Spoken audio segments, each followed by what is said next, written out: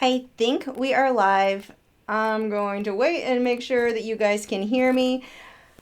The mic, I don't know what is going on with it, but it is getting some weird fuzzy sounds. So let me know if it's bearable to you guys. I think I've kind of fixed it. Not maybe totally, but it's better than it was. Let's see. I think my cables all feel loose, which makes no sense. I don't know why. I never noticed that on the laptop. They seem to they wiggle a lot. So let me know what the audio is like. I'm just gonna sit here and stare at you awkwardly until I hear from you guys.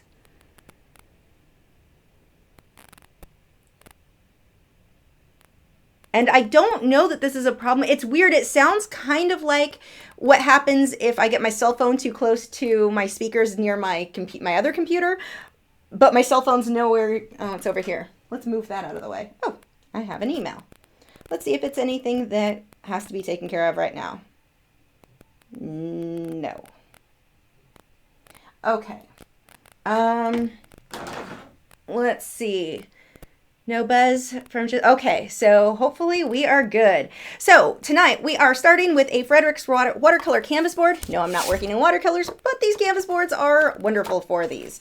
So I'm going to start by painting the background. Now, you guys have asked me to airbrush, and you said you will tolerate the sound of my compressor.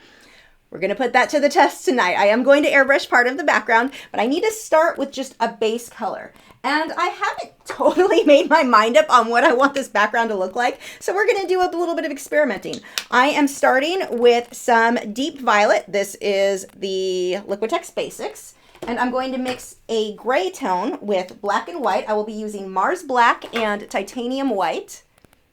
Yeah, the slight cracking, Valerie, that's what I was hearing. It was bad for a while, and I'm not sure what was going on. So you guys, if you are going to paint this with me tonight and you want the reference photo, go to patreon.com/Lachri. That link is in the video description, and you can get this photo for free. You do not have to be signed up for Patreon. It's available to everyone there. So if you want to start drawing yours out now, you can do that. I already drew mine out. I actually have mine drawn on tracing paper, as you can see there, and I will use transfer paper to transfer it onto the image once I have my background done. That sounds lovely. Come on, paint. And now we need white. Now, whenever I make a grayish tone, I always start with black and white. I mix the gray to be about the value that I want it to be, and then I slowly add my additional color into that. And in this case, I'm starting with black and white, and I'm mixing a little bit of that violet color into it. Going to use this brush, which is probably not ideal. Should have grabbed more brushes. And no, I'm not recording, actually. Let me grab my SD card. And I should bring the mouse with me. 1 second. I knew I forgot something.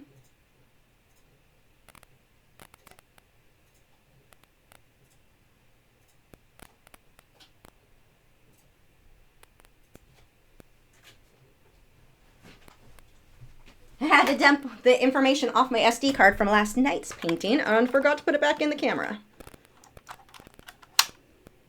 I love that you guys remind me. Whoops, reading the memory card. Come on. You can do it, buddy. There you go. Okay, so I'm going to start by painting the background. Like I said, I'm going to mix my gray color, just mixing some black and some white together. And I will just experiment with the background until I like how it looks once I start airbrushing. So this stage here doesn't have to be perfect. All I care about is getting the white of the canvas covered. I'm mixing water in with my paint to thin it out so that it'll flow smoothly on the canvas. So I'm just going to fill that in. I've got this grayish violet color.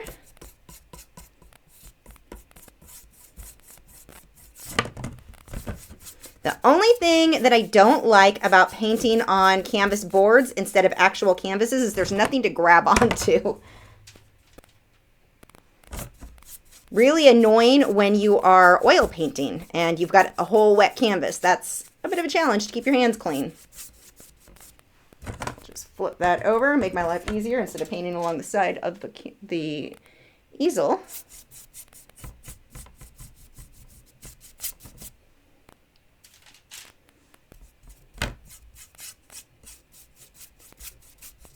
And you can see part of this, it's kind of fading. Part of it's more gray, part of it's more violet. I don't care. I'm going to make a bokeh look. Bokeh?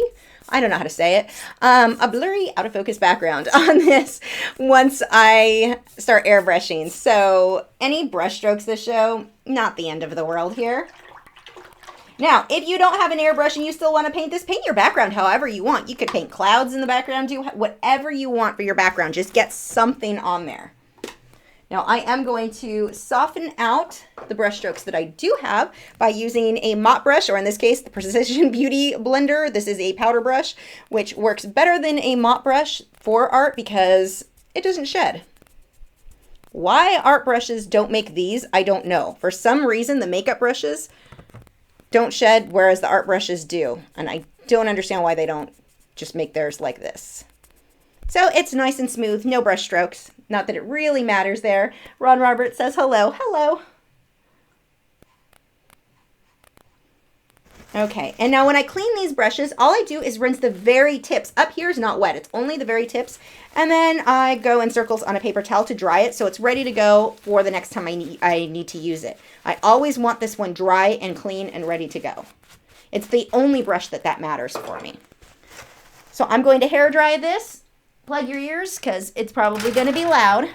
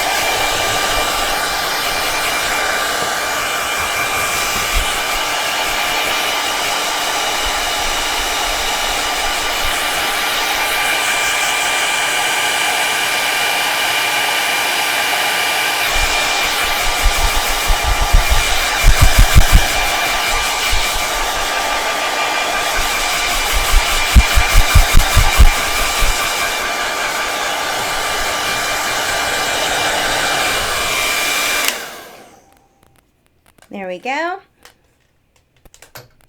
Mara says it's not too bad for noise, so good. Okay, now the way that I know that this is dry is when I tilt it, it's not shiny. If I've got a, like this section here is a little bit shiny. If I were to be painting paint on top of this, not airbrush, I would want to stop and make sure that was completely dry. If it's not dry all the way and you were to do brush work on top of this, you can lift the paint off of the canvas. If it's 100% dry, you don't have to worry about that. I'm airbrushing, so it's not a big deal either way. It's mostly dry, so close enough. Will you be able to see my chicken? I don't know. We'll see how long this takes because I think this is going to be a little bit long anyway. We may go over time-wise, so I'm not sure if there will be time for the chicken. The stuff that I'm using today is safe for him to be around. Well, minus the airbrushing, but that'll be done long before I'm finished with the painting. But I don't know. We'll see. Okay, so what I'm going to start with is, let's see what colors I've brought out. I've got some, now the airbrush paint that I use is the Createx airbrush colors. And I've got a few different colors out. I think I'm going to go with these guys. And it will probably darken the edges. So let's see, what do I want to do? Let's just start throwing some circles in there for now. If you guys, while I'm mixing the paint here, if you have not already, make sure you check out our moderators channels. We've got Valerie, who does these awesome wood burnings, and Joseph, the Art of Joseph Fincham, who has some really cool paintings. I've got links to both of their channels here on YouTube in the video description. And I am so grateful for them because I could not do the moderating and answer your guys' questions in the meantime, at the same time.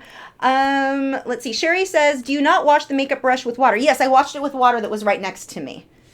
I've got a water well, and I think I've got links to almost everything that I'm using in the video description. You can see the type of water well that I'm using. There is a Karen Dosh on the floor. I know you're awesome, Karen Dosh, but you can't be in every video. Okay, my airbrush, crap. I should have cleaned this last night. It is kind of clogged. Let's see what I can do to unclog it really quickly. I don't know how bad this is going to be. one of the many things I meant to do today. I'm sure there's a million other things I forgot that I needed to take care of before the video. So I'm just going to pull the needle out and just wipe off. I had some airbrush paint stuck on there. Let's see if that's enough to fix the clog. I am nearly certain that it is not. And let's see. Nope, I'm probably going to have to pull the needle out and clean this. At least if that's the case, you guys will get to see how I unclogged my airbrush, which is just from me not cleaning it well after I used it last night.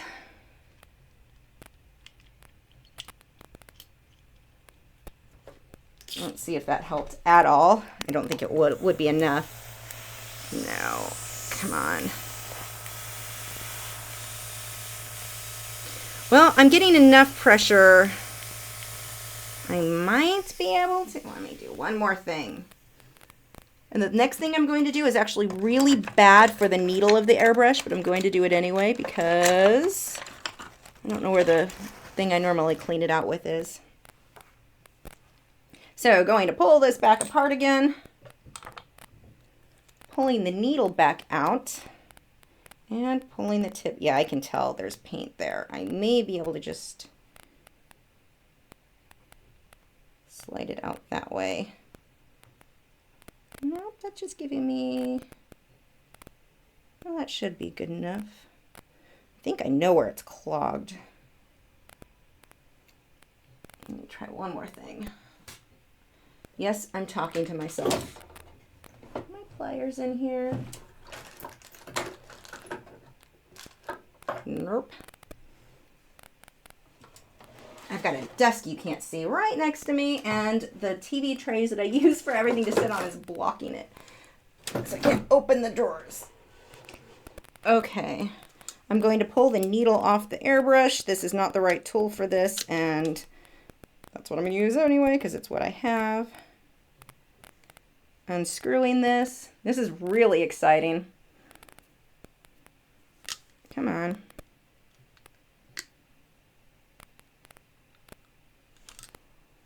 You have to be careful if you use pliers with your airbrush when you pull the tip off. I have stripped, yeah, there's where it's clogged. I've stripped mine before, and it was a real pain in the butt.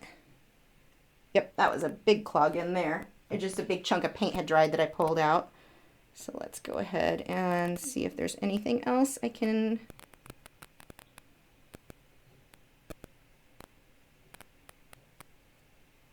pull out of there. Scarpy wants to know if I played the new Resident Evil. I don't really play games other than Warcraft. I like MMOs. But, so no, I have not. Probably my husband has, though, because he plays everything. He thinks he needs to have every game the day it comes out.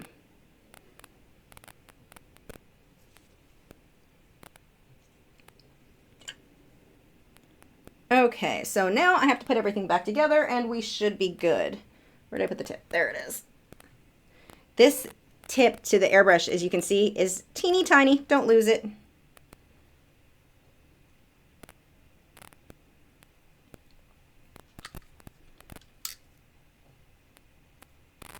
I have to be careful not to tighten it too much because that's how I stripped it the one time. It was years ago, like 15 years ago that I stripped it, and I will never forget because I had to super glue it back together so I could paint that night. I was really excited to paint. My husband was going to a hockey game with some friends, so I finally had the whole apartment to myself all night long. I was so excited to paint, and I broke my airbrush. So I super glued it back together before I could get down to Coast Airbrush. Where's the other piece? In Anaheim. This is pretty much how airbrushing goes for me the entire time. I consistently lose pieces. But yeah, so I had super glued it back together and I was able to make it work. Luckily, Coast Airbrush was able to fix it and I only had to buy one part. I thought I was going to have to replace the entire airbrush. Oh, no, that's not the piece I need. Oh, there it is. Okay, fingers crossed, that's all I need.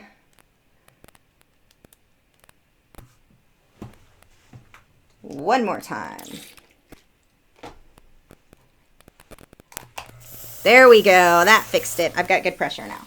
Okay, so I'm going to start with some white.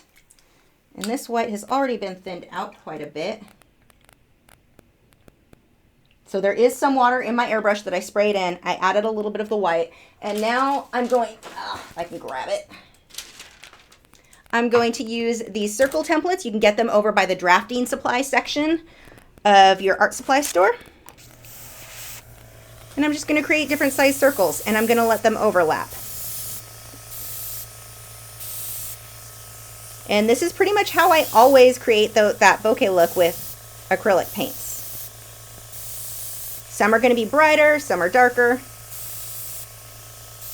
You can be pretty messy. You do not have to be good with the airbrush at all. I'm using super lazy techniques here. Anyone who can't airbrushes regularly would probably yell at me if they were just like, I can't believe you're doing it that way. I'm not sitting properly. I'm not straight on with my canvas. There's a lot of things that would, if I was being serious, I would want to be straight on and be much more careful. But here, not a big deal. Let me know, is the sound really loud with the compressor for you guys?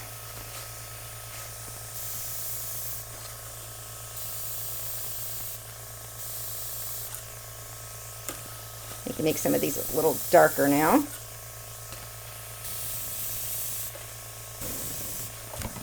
I'm going to turn this sideways because it's hard to get to the top and bottom section. See how I'm switching from different sized circles? I don't want them all to be the same. And I've also got the airbrush a little bit away from what I'm doing.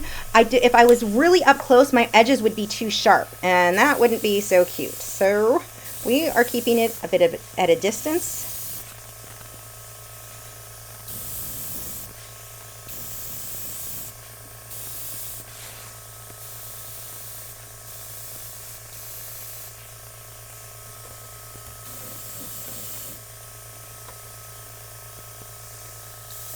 We'll throw some behind where the bird is going to be.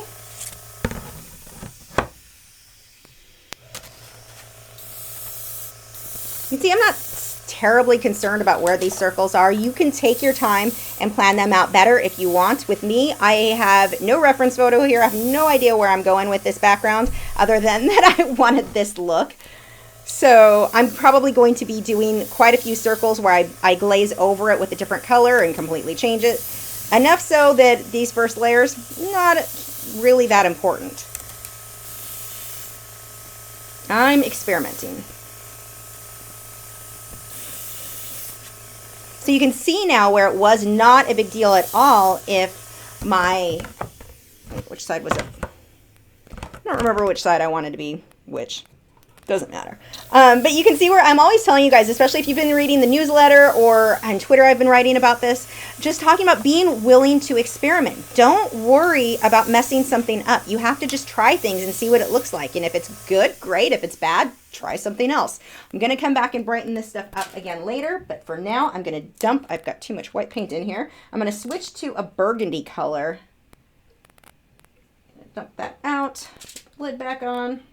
This is one of the reasons that I haven't really been anxious to airbrush online or on while I live stream, because there's so many stages of stop and clean and change colors and all of that. So this is a little well that is for the airbrush. It's a little holder, but it's a little bucket thing that I can spray excess paint into to clean it in between layers. One of the other things that I often do too is just spray. There we go. Use the sprayer and spray it into my water well to clean out the initial areas.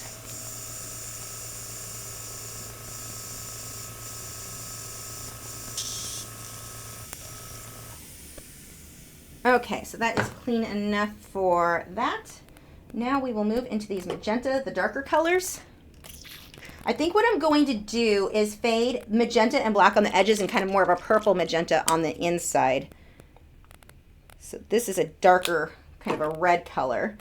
And what I typically do when I squirt, I already put a little bit of paint from my spray bottle into the water well. Then I dripped a little bit of the Cratex because this is super thick and thicker than I want. So I thin it down with water, thinned that out. And now I'm going to take a clean brush and just kind of stir that in there so I don't get any thick chunks. And this is where people who are professional airbrushers are rolling their eyes at me. But you know what? It works. So I'm going to come on here. Oh, this is a deeper magenta than I thought, so this is actually good. This is closer to what I thought I was going to have to mix. See how I can just lightly go over where I had the light colors? And you can still see those circles, but now I've got a bit more tone with the different tones in here. It's not just that flat. I want to darken this up, so I am going to add a little bit more water and a drop of black, which is going to mix into it.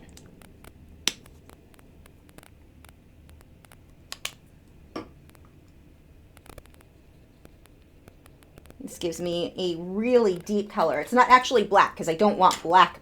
That would be very flat. If I get black, then I will just glaze another or airbrush another color over it. This is really watery, so I'll have to use the hair dryer to keep it from running. I've got too much water now. So let's go ahead and dry this.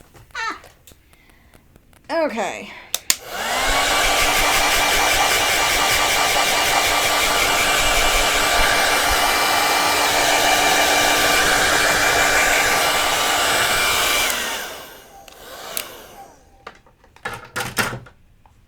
So I'm going to come back on with that dark. Again, still too much water. Oh, this one's already out. Let's dry that again before it runs. Oops.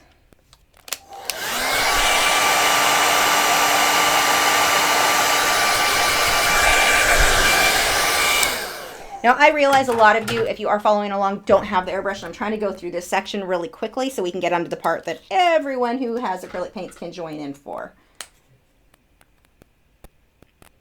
A little bit more black, a little of the red again so that it's not flat black.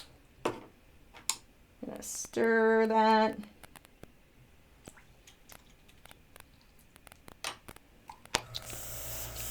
This is going to be way darker now.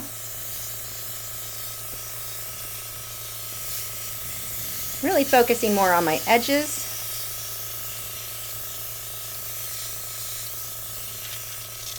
And that is it for my background.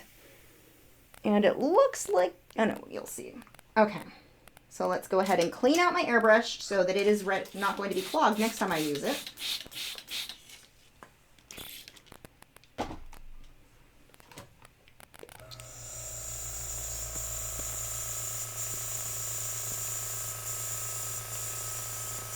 So I'm just running water through this first. Once that comes to where it's running out clean, I'm going to switch. I use the airbrush cleaner by Inktense. I don't think I have a link to this in the video description. I'll have to add that. It's probably on my website. You can find it on Amazon, I'm sure. I got this one at Hobby Lobby. And we're just going to make sure that that is running clean.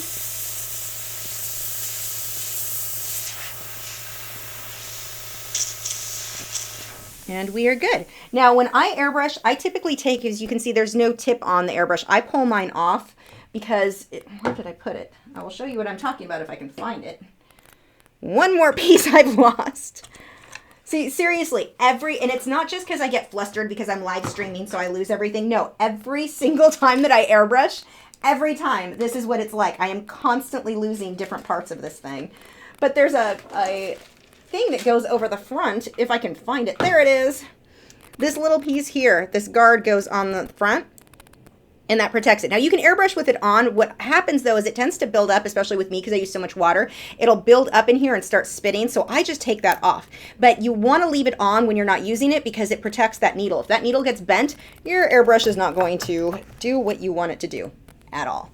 Okay, I'm going to hair dry this.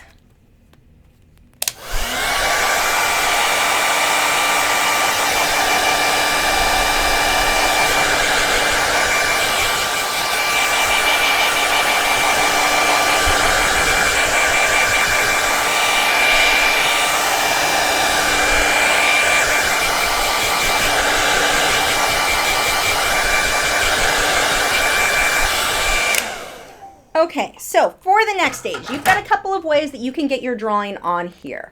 One is to take a white charcoal pencil and draw directly onto the canvas. The thing is, you end up with a lot of eraser marks and you constantly have to refix stuff. For me, the best way that I found to keep it clean is to draw my subject onto a separate piece of paper like I've done here. And I'm going to take a piece of tape and tape that to the canvas. Valerie wants to know if I've tried the Holbein Aero paint yet. No, I have not. I've been using this one for so long and it does what I need that I haven't even bothered to try other ones, which I probably should. Okay, so I'm just going to tape that in place. Now, if you're working from the same reference photo I have, you see that this bird is sitting on a rope, but I'm going to make mine sitting on a branch. So I've drawn that on another piece of paper. I'm going to take transfer paper. It's just a piece of white transfer paper by Low Cornell. Hopefully this is the Low Cornell one because I've got another one by another brand that I picked up at Hobby Lobby and it's terrible. But let's actually do a quick test and see if I've got the right one. They all look the same to me. Or I can throw it on the floor. They all look the same to me until I try it. Okay, just a quick line and I will know. Yep, this is a good one. So what I'm going to do now, all I need taped to my board is this one here. This one I can slide under. Now the great thing is, even if you want to freehand something, if you don't want to trace it, you can still draw it, freehand it on your tracing paper or freehand it on another piece of paper, then trace that and use the tracing paper to transfer it onto your canvas. This is going to keep everything so clean. If you're sketching and erasing right onto your canvas, things get messy. You end up with sketch lines and sometimes you'll over erase the paint and it can cause all kinds of different problems. So the easiest thing to do to keep stuff clean is to use the tracing and transfer paper method, even if you want to freehand it. So now all I have to do is go through and trace this. I'm going to draw this in my lap. Now, this is one of the main reasons you guys never see me draw on video because I have to draw, like I'm not comfortable drawing the image on the canvas. So, you know, you'll have to bear with me for just a second while I trace this out here.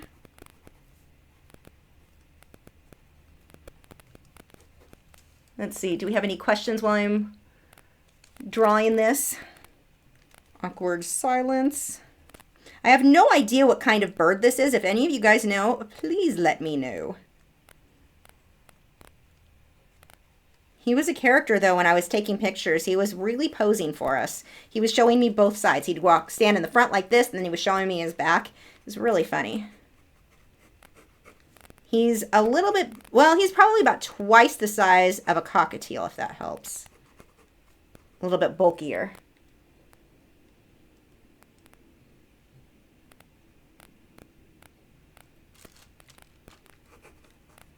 I'm not going to worry that all of my details are exact. I just need them to go with close. And you'll see as I layer how I can add more details later on once I get my base layer in there.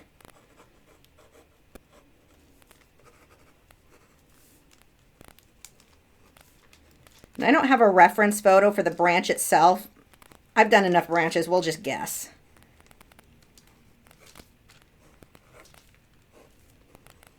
It's a stick. It can't be that hard, right?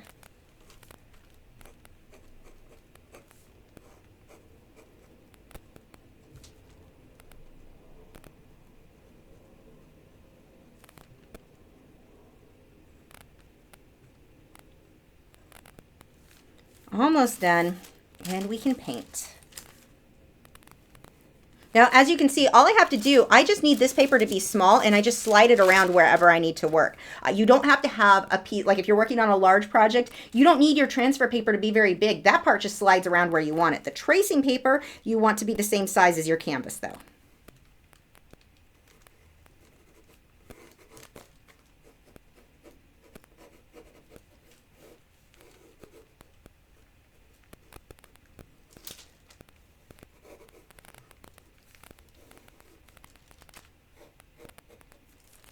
Okay, are we good?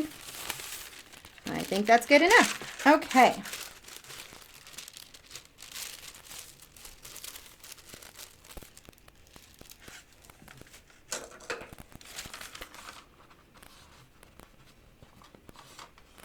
Now I just remove the tape from that. And I've got my image perfectly on there. The canvas is clean. I don't have any smudges or anything. And I'm pretty happy with where my little circles landed. And my phone is blinking at me again. Oh, you guys would like to know that Kaneho has sent me an email titled, "You Suck." He said, just kidding. So apparently he's here with us. Okay, so now we paint. Now, my first layers do not care at all that I have the exact right color. I just need to go for close. What I'm concerned with are my values. So let's go ahead and move some of this. I've got such a mess of paint over here. Get some of these out of the way.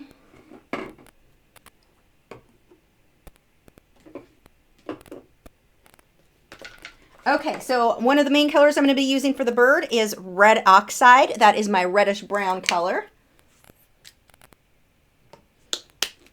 Fun fact, if you mix that with black, you get a nice brown tone. So I don't even really have to get brown paint out. That will probably give me as close to brown as I need.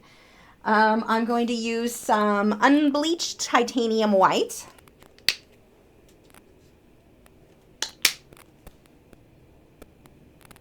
Paul wants to know if there's any way you can see my hands as I mix my paint. Unfortunately, I don't have an easy way to move the camera to where you can see from one to the next. So not this time. I don't really have any way to plug in a third camera. I've got to figure out a way to do this though, because that is something I would love for you guys to be able to see. I just am not set up for it right now.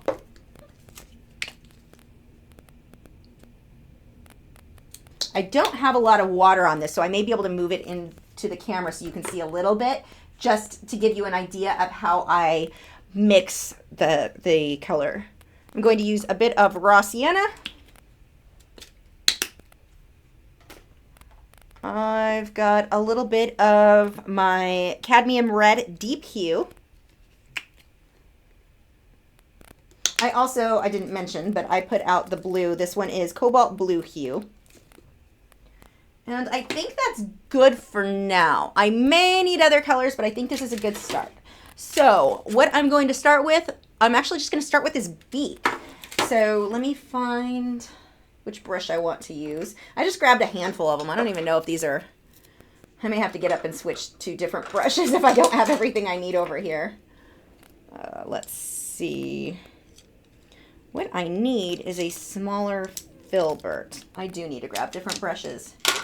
Give me 1 second.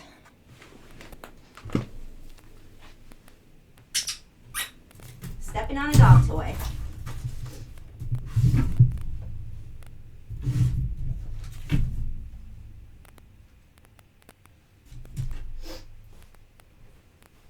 Stepping on a dog toy again. They are all over my floor. Okay, let's see. This guy might work. Now, the way that I store my brushes, if you guys haven't seen the video on that already, I get these canvas brush holders and store them in that. And these ones came in a set where it was full of this type of brush, these cheapy little ones, which are actually pretty handy. So it came free. You can get those. Actually, I have a link on my website to those brushes that you can get on Amazon. I think Michael's carries some. Hobby Lobby does not have theirs in a brush holder, so don't buy on there. But they work great for storing and organizing your brushes. It just rolls up and keeps them in nice condition. The bigger one that I use, which is even better, it has row after row to hold the brushes, is from Dick Blick. That one runs about $30, I think. You want to get the big one if you do go ahead and buy some, because you will fill it so fast. Even if you think you don't have a lot of brushes now, sooner or later you will, and you'll wish you had bought the bigger one. None of these are the brush that I want. Oh well, we'll make do with what I've got.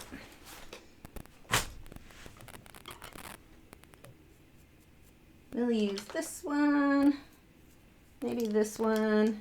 Ooh, this one. Okay, so the way I'm going to do this, really, I just need a kind of bluish, grayish color here. So I'm going to use a little bit of the white and mix a bit of the blue, a little bit of black. Just kind of mix those in to get a soft color. I don't want to start with white. Even if I want white highlights, I don't want to start with white because that's as bright as I can go. I'm going to start with a darker color and mix my light into that as needed. So we will go ahead and slide my way forward here. I've got a little bit of water in with that. Actually, let's enlarge my photo so I can see what I'm doing. Oh, way better. Okay. So this is just a base layer. And you can see it looks like it's white even though it's not. So it's still light. But this way, if I put white highlights, you will be able to see them. Now, if you're painting and you're getting really rough edges where they're not smooth like mine, one of a couple of things could be happening. One, you don't have enough paint or water mixed into your paint on your brush. If your brush is very dry, you get this very dry, bumpy look, which is not what you want.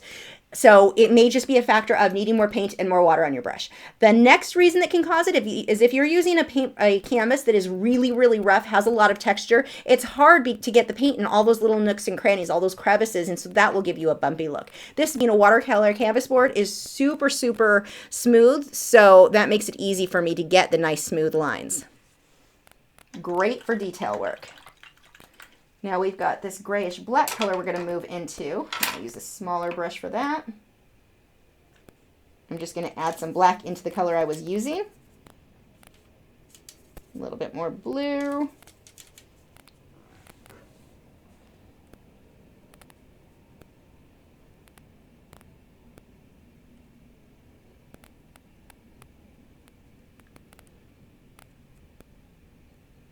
And this pulls out here. I will need to add other colors into that in just a minute. Actually, I want to switch to a liner brush. That one, it's not going to give me enough detail. And this is not the liner that I want. I really need to organize this better before I start the live streams. This guy will work if I can grab it. So this one here is a Taklon bristled liner brush. This is a American Painter Script.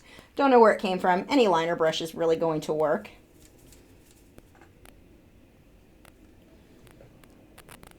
So, and actually I'm going to switch to a deeper black now for this detail. I'm going to pull this right under his beak here. He's also got the nose. I want that to fade out, so I'm going to take a clean brush. Actually, I can just use the one I used earlier and smudge that down.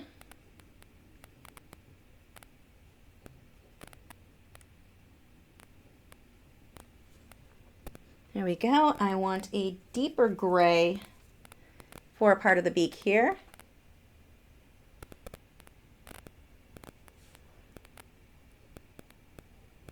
Oops, I need more blue in that.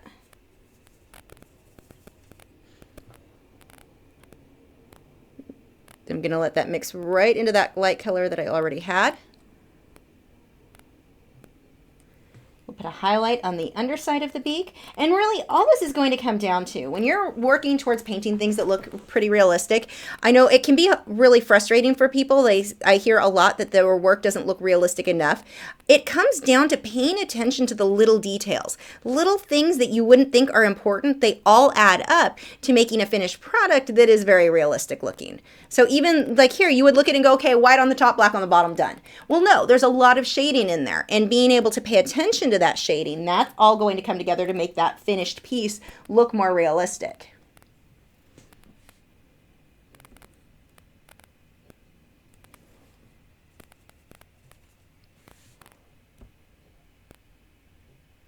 So we've got this shadow here that comes into the nose, and then the dark again here. Start getting some violet into this.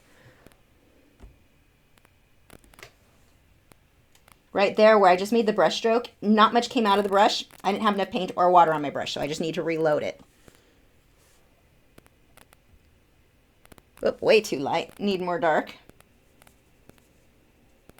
As you can see, this isn't a situation where I always have the right color on the brush at the right time. I experiment. If it didn't work, like that brush stroke there was wrong and now it's too wet on the canvas, I fix it. It's not an issue of always knowing the answer. Like, I think people feel intimidated to paint because they feel like they don't know what they're doing. I don't think any of us know what we're doing. It's a matter of being willing to experiment until it looks right. And you'll get to the point where, I mean, you have a general idea of what to do, obviously, but it's not that you know everything. You don't have to know everything to paint. You have to just get started.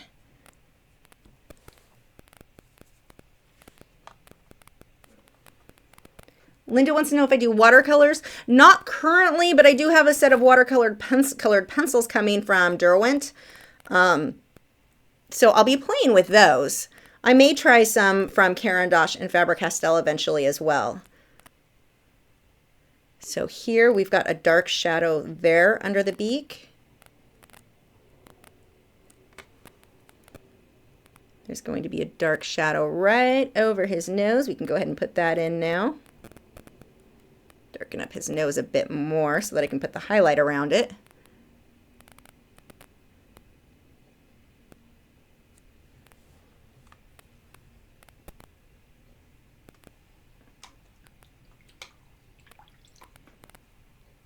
Okay, let's see.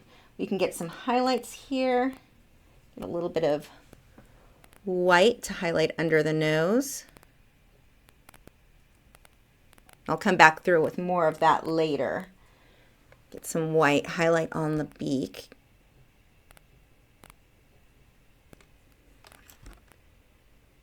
And along, oops, my paint is too thick. I need to thin it with a little bit of water there.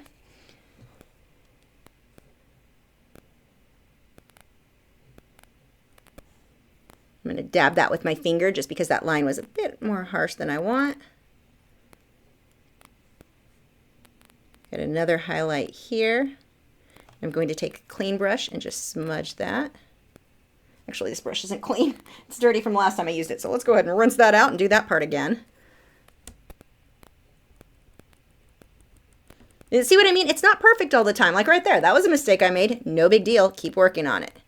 Don't be afraid of mistakes. They're not a big deal at all. Okay. I need to pull a highlight, but not that much of a highlight. A little bit in here.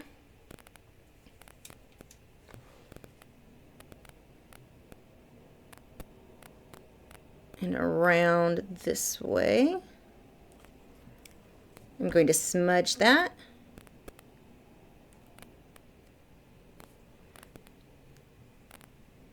Okay, and when that dries, I'm going to glaze a little bit more color in there on the beak, but that's good for now. I'm going to pull some of this reddish brown. This is the, what is that one? Red Oxide, which I will from here on out probably be calling reddish brown, because in my head, that's what it's called, even though it's really not. I'm going to put some of this on the underside of the beak here and let that fade into the black, between the black and the highlight. A little bit in there. And this needs more of a highlight here.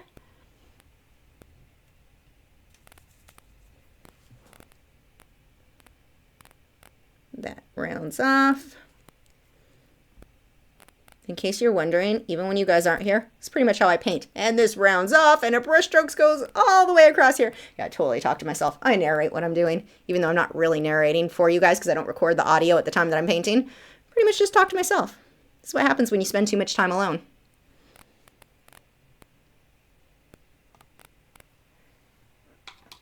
Okay, I'm going to leave the beak alone. We are going to move on to, actually, let's just move on to the eye. That is a bright blue. I have to make it really light first. I'm going to have to use quite a bit of white mixed in with my blue in order for it to show up. And the reason for that is the blue is fairly translucent. I've already got a dark background, and yeah, that's why. So we're going to mix white. We'll make it stand out. It makes it opaque.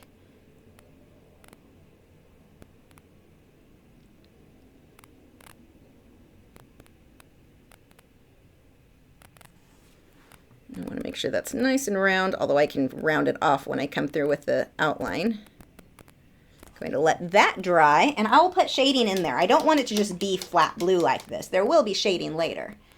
Okay, next we will move on to, while that dries, I'm going to block in where the gray feathers are going to go. And the reason that I'm going to do the gray around here is I don't want to mess up the blue that I just did. I want those edges to stay clean. So we'll do the gray, and then when that dries, we'll come back and I just jump around like that, so I don't have to sit here and hair dry it every 5 seconds. Let's see, which brush do I want to use? Where did it go? This guy should work. So to make a grayish tone, I start with black and white, mix my gray tone, and then slowly add my next color.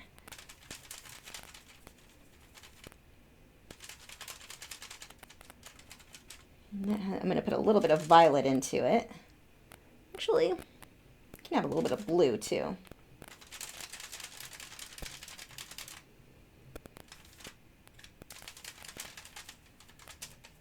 I'm going to go with a medium tone, and then I can come back through and add lights and darks as needed. Just sketch that in.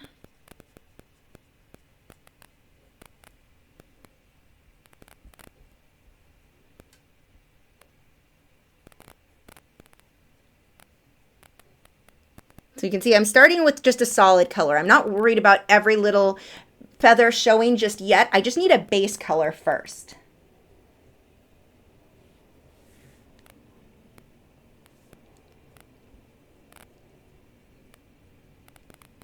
Get a little bit in here, not too much.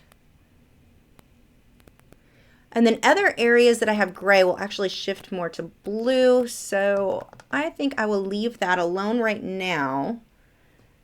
Actually, that color is pretty similar, I believe, to what the feet will be. I can just block that in, although I'll end up having to repaint them later. Because I know when I paint the branch, I'll probably get that all over the feet and have to come back and do the feet after.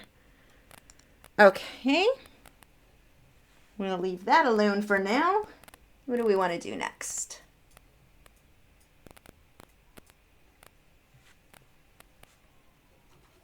Okay, I'm going to go ahead and get that reddish color. So I'm going to use the brighter red. Now, the brighter red, typically if I was going on top of a dark background, I would do it white first and then red on top if I wanted it to be bright red. However, on this reference photo, it's not really red, so I can let this show or mix in with what's already on the canvas. And again, if I needed it to be bright red, then I would want to go white, let it dry, and then put this on top.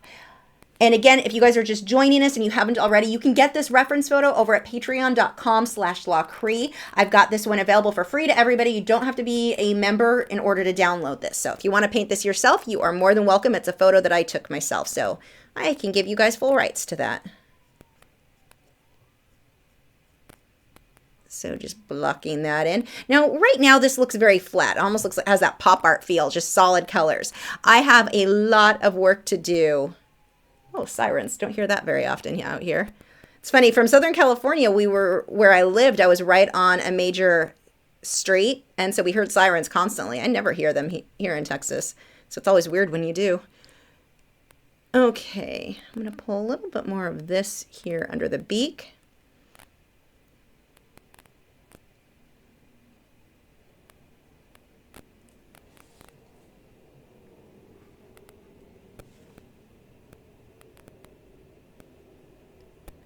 Let's see.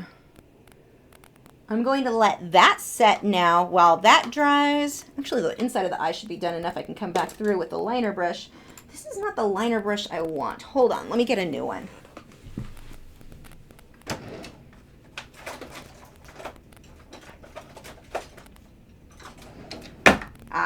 This should be a good one.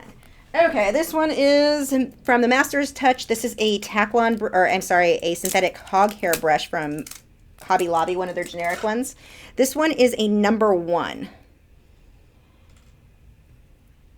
And I like these. I used to really like the Taklon bristled brushes, and while I still use those sometimes for the liners, mostly I like these synthetic hog hair ones because it's like the perfect amount of stiff versus thin. It's just so much easier for me to get a lot of the detail I want.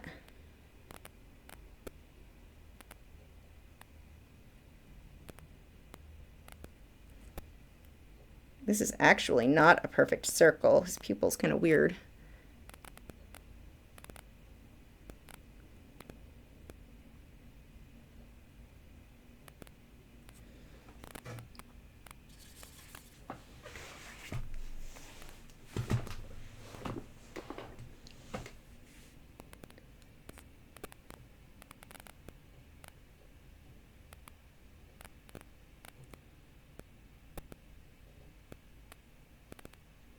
Now, I want the blue to fill out a little bit more than what I've got, but that's okay because I've got to come back through with the blue anyway. So I will be able to actually, I think I'm going to whiten this up some. Well, I guess when I come back through with the blue, that'll whiten it up enough. Just pull this shadow out further. We'll let that dry and start building up the shadowed area. Now the shadowed area around the eye isn't just black. I have black for the pupil, black for the shadow that I just did, although I will be toning that down. But the other part that I'm going to work on here is more of a gray tone. And let's let's see. Need a different brush to smudge this out with. So we've got this here, just a little, actually I can go a little bit darker. I'll add a bit more black.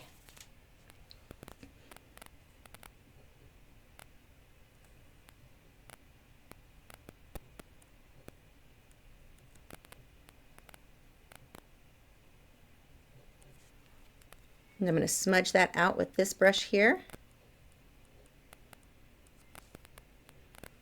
I can hear the chicken in the other room singing the Addams Family song. He's been adding his own notes lately though. Apparently he's too creative just to copy the song exactly.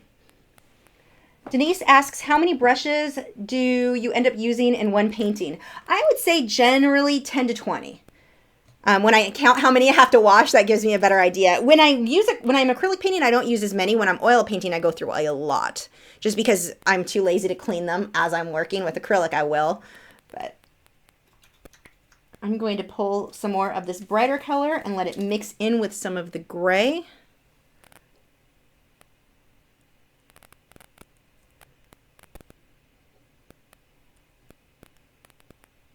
Some of this I want to be a lot brighter. I'm going to pull a little bit of unbleached titanium white into this, and then I will glaze a color over it later.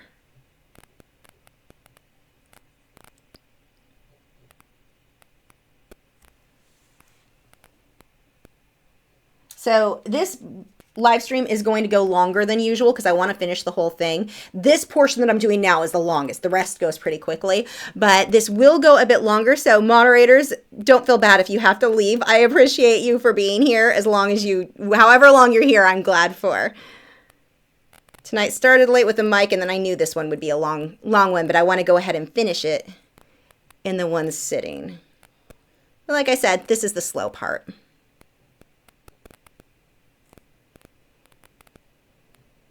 So just building up some highlights here.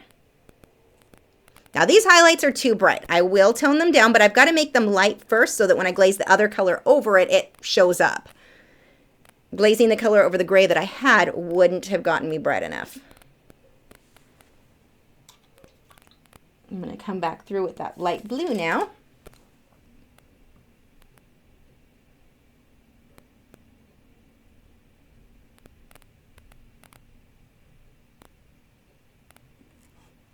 Much better. Okay, some of that light blue needs to be lighter, some needs to be darker, so I'm going to start with pulling a little bit of white on the underside here. And then I will darken it.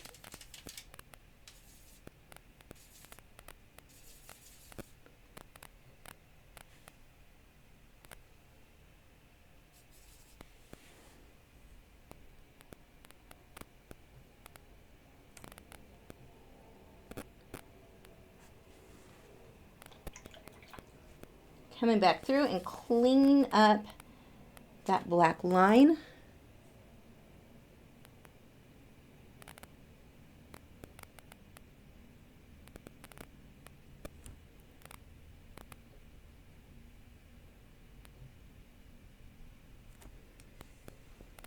Now watch your pupil. Mine right now looks like it's going a direction it shouldn't be, so I've got to clean that up. And I've still got to put the highlight on that, so that's going to make a difference too. Okay, so now I'm going to let that set. I will come back through with the highlight later on, but now I'm going to start building up the detail and the feathers around this. So I'm just going to use the same brush and start creating that texture. What I'm watching, I don't care that I get every feather in the exact right place. What I care about is that they're going in the right direction. Art and Gaming Geek says, I am painting right now. Are you painting this or are you painting something else?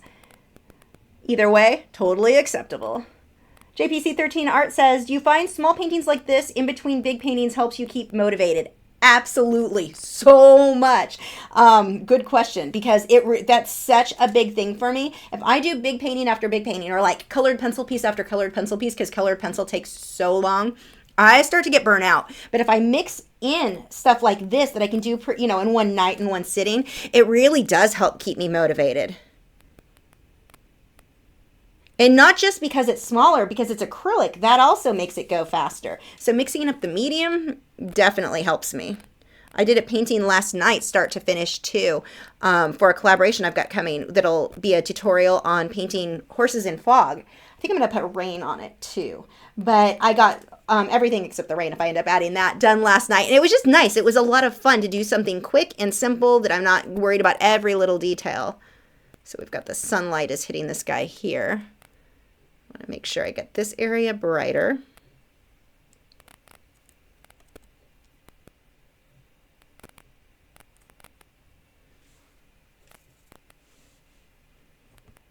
A lot of little feathers in here.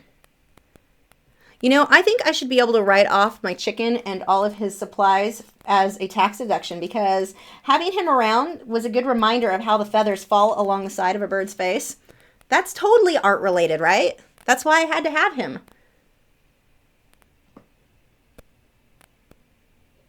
Madison Dobbs is drawing a picture of her cat. That's awesome. So we've got these little teeny feathers in here. I'm just going to add little dots until I start lengthening them as I move out. Again, watching the direction that the feathers go. They start curving out this way now.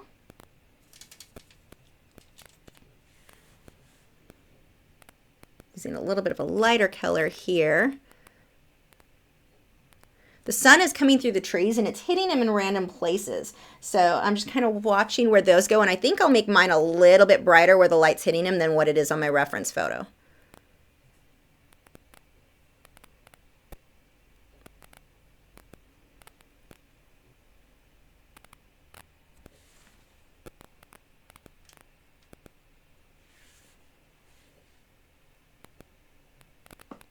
Eris says, how do you prepare your palette of colors? Where do you mix the colors? Let me show you. I've got the colors all over the place, and I just mix next to wherever I'm pulling out color. It's not really well organized. When I oil paint, then that's different. When I oil paint, I always have white in the same place, black in the same place. All of my colors are always in the same place, so I don't accidentally grab blue when I mean to grab brown. I know brown is always in this spot, because with oil paints, all of the dark colors pretty much look the same. So here, with acrylics, it's very easy for me to see which colors are which, so then I'm not as picky about where things go. So we've got these long guys that stick out here. Some coming from behind his beak.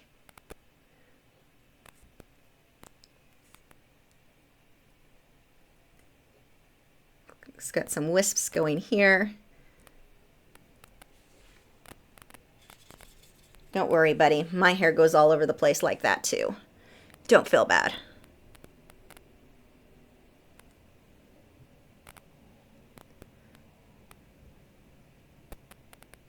Just little details, watching where my lights and my darks go. Ooh, too dark.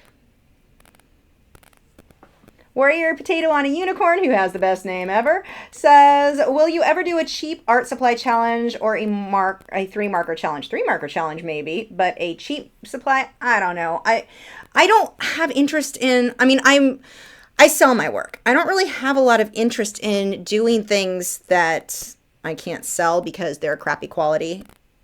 I don't know. I don't want to say that I'll never do it, but I don't at this point have any interest in doing it. I could change my mind. Change my mind on stuff all the time. I'm the most indecisive person ever, so. Mara wants to know if I spray the palette to keep them from drying so fast. No, I don't need to. They don't dry very fast at all. It's not something I have a problem with. Now, when I work with Liquitex Heavy Body, oh my gosh, those things dry super fast. Annoyingly so. I don't have that happen with the Liquitex Basics. They dry really, really slow. At least on the palette.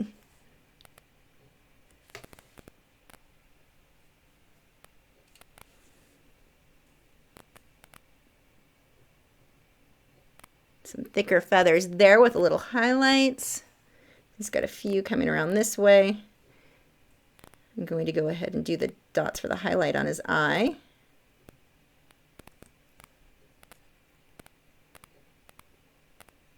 Oops, too far.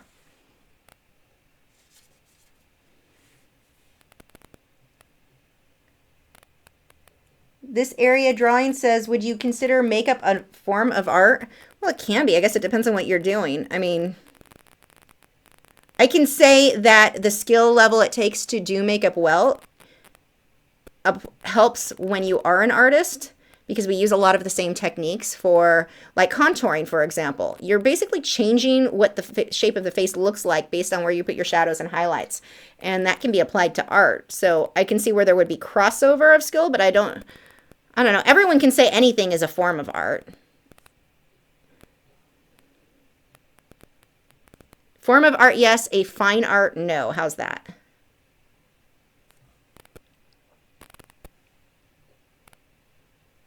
Pulling that highlight around. Now notice his eye, while it is all blue, how I've got the variation of the light white, like the pale blue, to the darker blue. Art and Gaming Geek says, I am painting hair just like you said, in clumps. Nice. You'll have to share photos in our group or tag me on social media somewhere so we can see.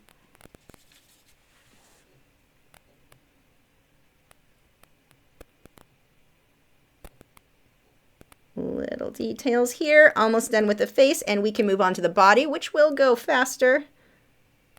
Some little teeny feathers. Little details.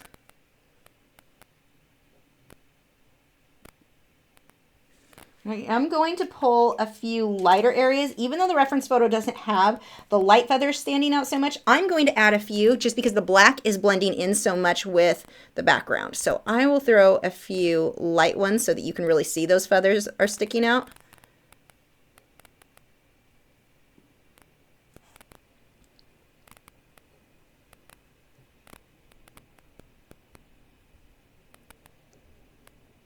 Few little dots in here. And I'm going to glaze a color over that later. So this will be a little bit too bright, and that's okay, because I'm going to pull, when that dries completely, a little bit more over.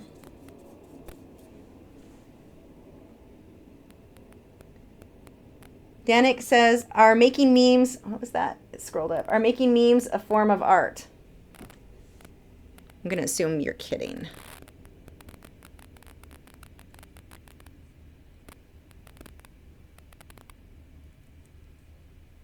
I think it's a form of entertainment.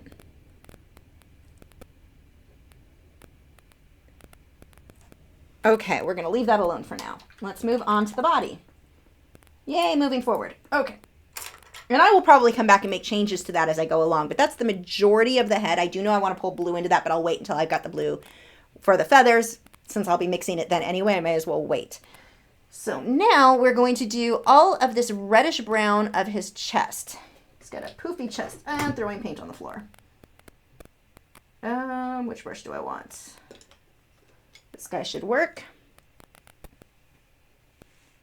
And I'm going to take that reddish brown color, red oxide, and I'm going to mix a little bit of the unbleached titanium white with it. So this first layer is going to be too light, but I need that so that it'll show up well.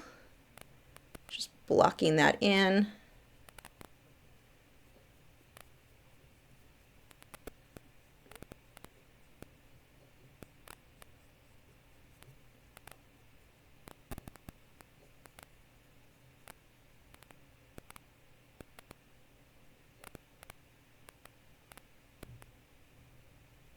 If you have a hard time with a bigger brush like this, keeping in the line within the lines you want, just switch to a smaller brush. Use whatever you're comfortable with.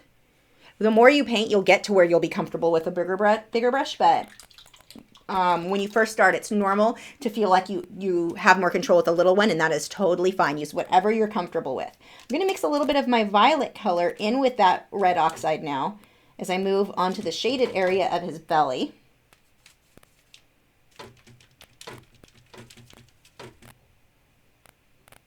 And a little bit of black.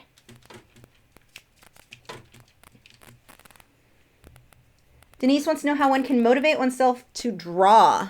Give yourself goals.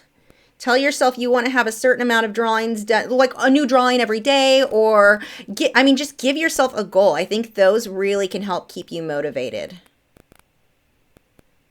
If you can join different art groups where you're sharing what you drew every day. Jason Morgan recently put together an art group for, I think it's paint, draw every day, create every day, or something like that. I forget what his is.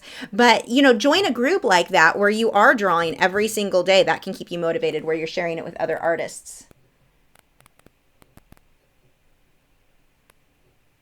Stephanie wants to know how I came up with the chicken's name. You mean the fact that I call him a chicken, or his name Jace?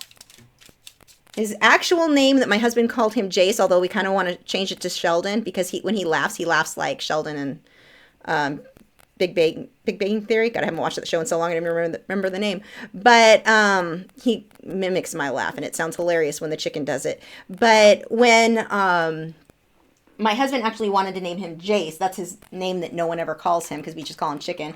That's after a card, something to do with Magic the Gathering card game. I don't know, I don't play. Don't know anything about it, but that's where that name came from. I call him a chicken because in my world, all birds are chickens. So I'm adding violet and black and starting to get this really shaded area here. I'm just letting that blend in with the wet paint. It's starting to dry. It doesn't really matter though. Just add more water with my brush.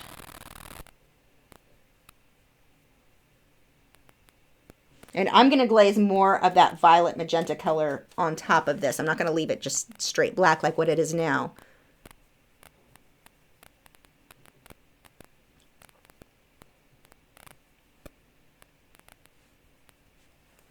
I'm actually going to take a clean brush and lightly use a little bit of water and brush over the transition between these two. And there is a tiny, tiny bit of water on this brush, and look how nicely that just blends it together. So I don't have a harsh line between the light and the dark there.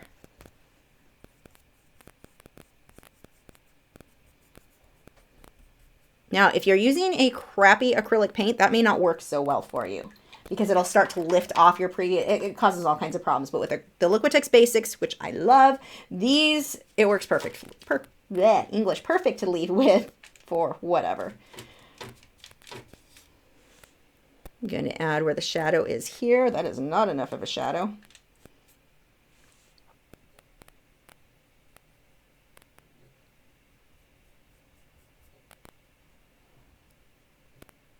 So this whole section is actually in shadow. We'll pull that dark up there. We've got some dark that is going to be in here. I've got to get the dark so that when I come back through with the lights, they have something to go up against.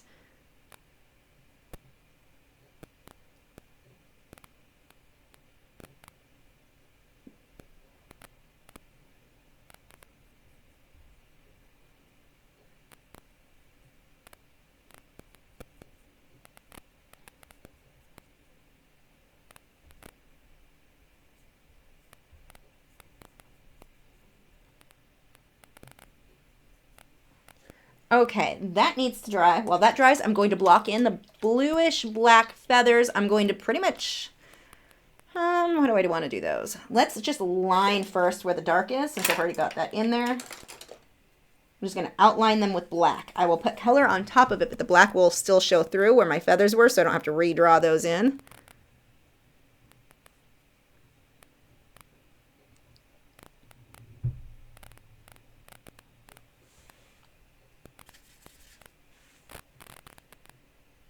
Spawner wants to know what my favorite animal is to draw, and am I excited for the new season of Game of Thrones? Yes, I am, and my favorite, probably birds. I love drawing birds.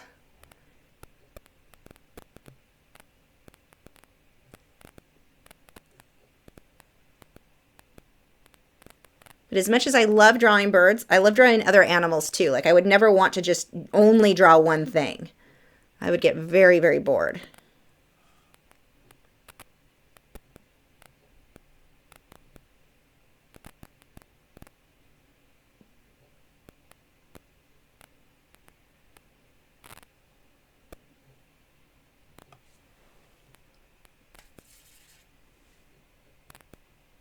I have no idea, Jessica, what kind of bird this is. If one of you guys knows, let me know. Art and Gaming Geek says, I got a hamster and named it after you. That is awesome.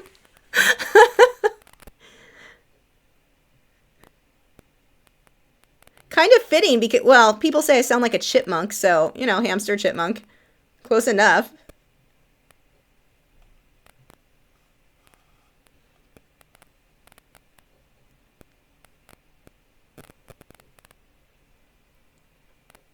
We've got some darks in here. Well, I've got this color on the brush. I may as well come through here and knock that out.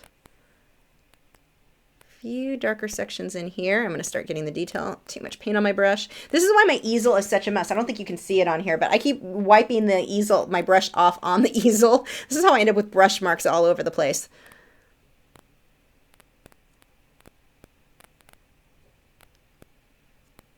So you can see I'm starting to build where the shadows, where the little feather definitions, the sections are going to go.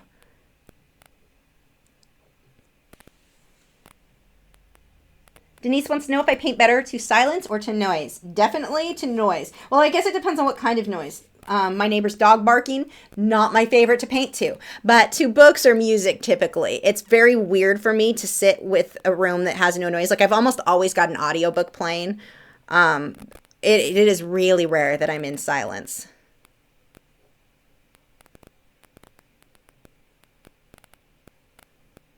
Pretty much only when I sleep.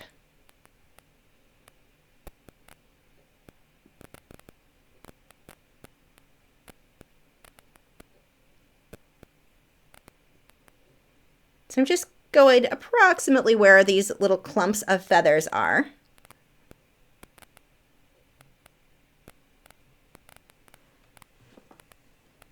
Stephanie says, Pied Camel Art said it's a chestnut-breasted Malcoa. Chestnut, I need to write that down. Hold on. I don't have a pencil. Okay, can somebody message me with that or write it in the video, like when the video goes live, or post it on Facebook or something? I have nothing to write that with right now, but I need to remember that. Art and Gaming Geek said, I'm going to be in an art contest. Do you have any tips? Just do your best and don't get frustrated if you don't win. That is the biggest thing. I think people who are... they go in expecting to win, they don't have fun.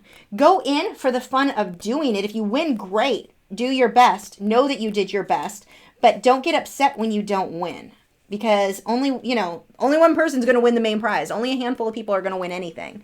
So that's my big tip there. Shadow Illustrator said, I'm looking into teaching drawing classes. I avoid painting with anything with acrylics and oils. How important would you consider it to be proficient before I start teaching classes? Well, are you planning on teaching oils or acrylics? If you plan on teaching them, you should be pretty proficient, unless you're just teaching kids. I mean, if you're teaching kids, you can get away with, you just have to be one step ahead of them.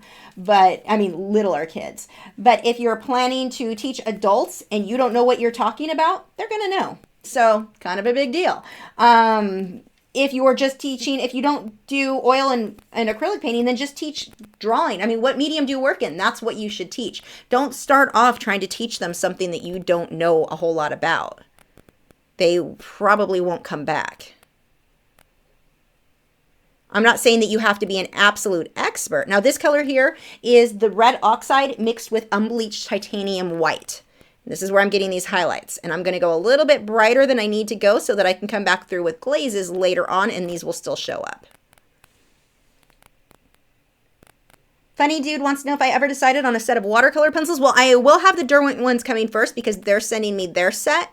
So I'm going to try those, and I'll probably end up eventually trying all of them. But to start with, we'll go there.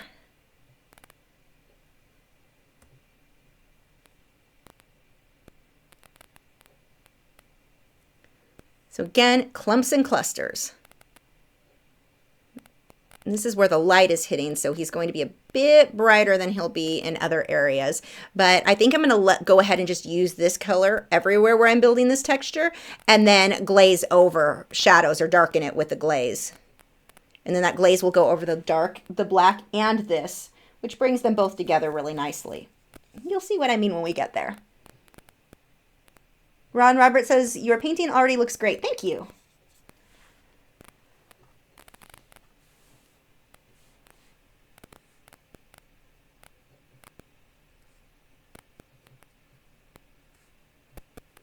Now that's getting a bit too light even for me. Mix some red in there, or the red oxide.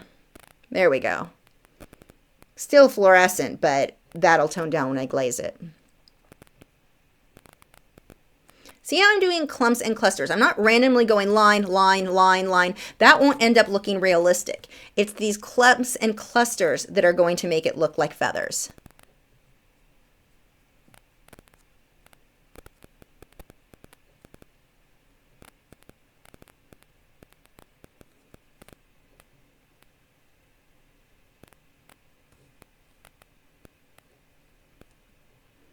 And if you have too many individual lines, the bird won't look soft anymore. Art and Gaming Geek Ones, or I can't tell what that is, says, I am only 11. Do you have any art supplies to recommend? Well, I mean, anything you can get your hands on, use for now. Usually when kids hit about 12 is when I start shifting them to more professional art supplies. However, I have had students who are as young as 10 who are doing as well as the 40-year-olds in the class. So, I mean, it depends on your skill level, but the art supplies, I mean, in general, I would recommend the ones that I use. But at this point, I mean, if you can't go out and get everything I use, anything you can get your hands on, work with it. Just know that some of the cheaper supplies will limit you. I mean, Crayola is not going to do for you what my Luminance would do, for example. You will get different results.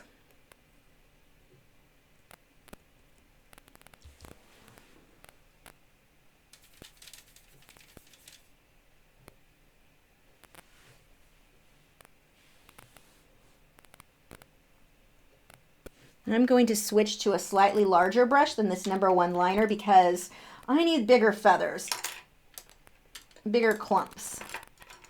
Let's go with, where did it go? This guy.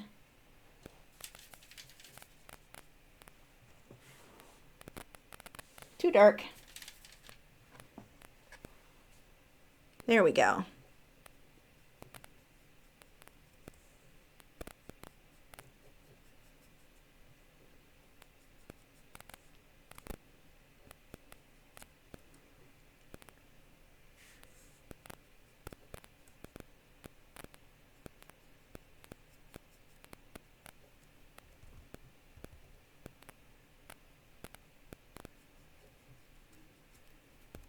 Just dabbing where I'm a little bit harsher than I want it to be.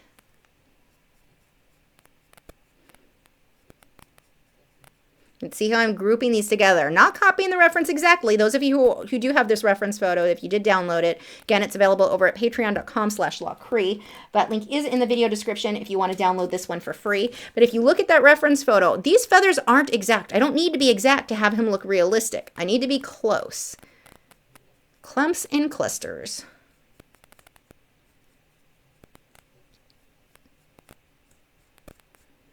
Every time I mention where you guys can get that reference photo, I sound like a used car salesman. For only $99.99 a month.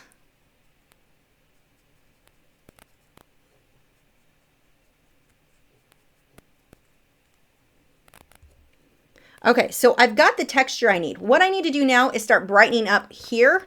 This area will be shadowed more, but this is my main area that I need to lighten up quite a bit. Sabino says, when you look at your artwork, are you ever shocked or proud of how realistic your work is? Yeah, every once in a while it'll hit me where I back up and I'm like, how do I even know how to do that? My flamingo was a big one. It's still on my wall because every time I look at it, it makes me happy. And it's like you have these certain pieces that you're like, wow, that's why I worked so hard. I really wanted to create that. Like, you get super excited about that. So yeah, I have those pieces occasionally. I wouldn't say it's every single time, but definitely sometimes I get so excited because I mean, like everybody, you don't start out being to where you're creating work like that. You start out creating stuff that tends to be a little bit more cartoony and it's not maybe as realistic as you want. So when you do hit that stage where you hit kind of what your goal was, I think it's really exciting. So, yeah, there's a few pieces that I've done that I just stand back. I'm like, I don't even know how I knew how to do that. I just love how it came out. Sometimes it was just a happy accident. So brightening his chest up in here.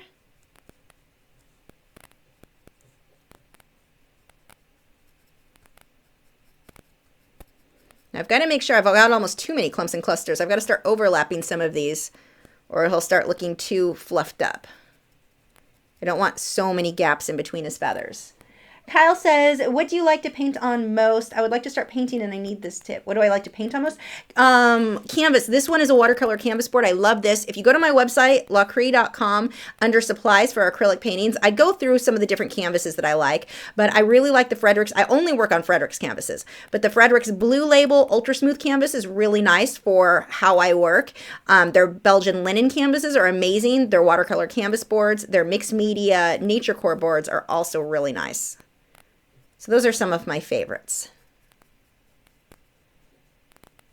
But for me, it's very important to work on something that is very, very smooth so that I can get the fine, smooth details. If you work on something that has a lot of texture, then you get kind of bumpy results. Martha says, does it take you a long time to come up with an idea for a painting or a drawing? Sometimes, but usually not. I mean, with this one, I knew I wanted to use a reference photo I took myself so I could give it to you guys. So I just went through my photos and I knew I wanted to paint a bird. So I went through my photos of birds that I had recently taken and chose one that way. Every once in a while, I'll have a hard time coming up with something, but normally it's about as time consuming is what I just mentioned, just picking the photo. Like I'll know, okay, I want to paint a flamingo. Then I just have to find the flamingo photo. Or I want to paint a peacock, which I actually do. I found some really good photos last night. Unfortunately, not ones I took, but I found some cool ones on Pixabay. Although some of them that I found, you want to be careful when you use websites like Pixabay to find reference photos. While they are supposed to all be royalty free, you will have people who steal photos and upload them there. I found one photo of a peacock head that was beautiful that I loved. I also found that same photo for sale on several websites by several different people. So I don't know who actually owns right to that. So I'm not going to paint it until I find that information out, because I don't want to paint it and find out, oh, the actual owner never gave the person permission to upload that to Pixabay because it wasn't their photo. Because I know several people were claiming it was theirs. Not all those people could have that same photo. So, and it's very distinct. So obviously it's being stolen. So I don't want to just paint anything just because it's on Pixabay, even though those should all be royalty free. You do have people who post stuff that they don't have rights to. So Mark Hagan says, what medium will you use to glaze the bird? I don't understand glazing. Well, I'll use water. All I do when I glaze usually is just thin my paint down with water. And a lot of people will tell you, oh my gosh, you can't do that. It's going to not adhere. And there's a video on YouTube that this lady gives really bad advice on how horrible it is to use water. She uses a little bit of facts mixed with a lot of misinformation that kind of does this whole fear tactic thing. Also has the comments disabled on that video because I think too many people like me wanted to tell her she was wrong, or comment that that was wrong so other viewers could see. I have a video, if you look up Lachri and is it okay to mix water with your acrylic paints? I have a video talking about that, and I give you a bit more information on that. But yeah, I just thin it out with water. So what the glaze is thinned out paint. It just tints the color, and you will see that. And if you look up the video, Lachri and glazing grapes, I have a video that really, really goes through that. Okay, I think that is good for his feathers there. I'm going to let that dry and then I will glaze so you'll be able to see what the glazing process is. Art and Gaming Geek 1 says, where do you get the money to buy art supplies? Through selling paintings, through videos, YouTube, Patreon. Those are largely where that money comes from. Without Patreon, I wouldn't be able to try so many different mediums. So that's for me where most of that comes from. But before that and before YouTube, it was through selling paintings. And before that, I worked as a receptionist in an animal hospital. So that was my other way to make money. You want to have a real job. I say real job, like art's not a real job, but a steady job, a regular job while you're building up your art business. Okay, so we're going to move on to his tail. I'm going to put the highlighted section first since I already have this color out. Just block that in there. Now I've got a little bit too much water there and it's too translucent. So I've got to mix some more paint in there. Oh, wrong color. Too dark or too light. Still too light, but we'll go with good enough for now.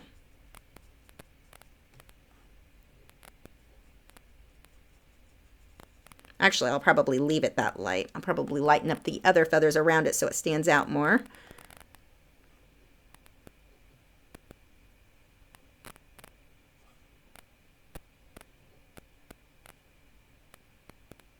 Remember, when you're painting, the harder you push with your paintbrush, the thicker your line is going to be. If you want a very thin line, just barely let it touch the canvas.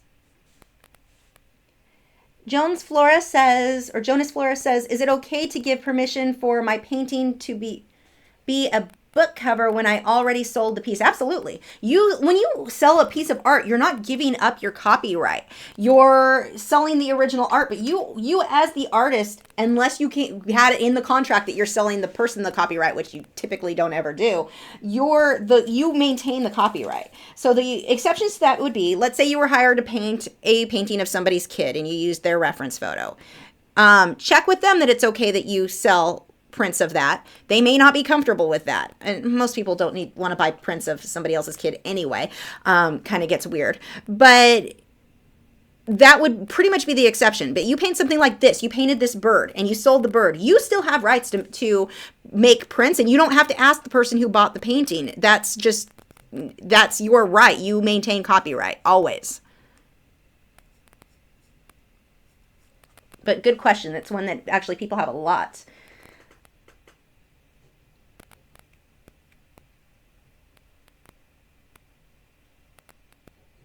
Art and Gaming Geek says, I am painting a girl holding a frog and wearing a flower crown. That's awesome. Definitely tag me. I want to see that. Okay, so I'm mixing my red oxide with some of my magenta, and I'm going to, this is actually not even close to dark enough, but we'll use this as my base layer for this tail.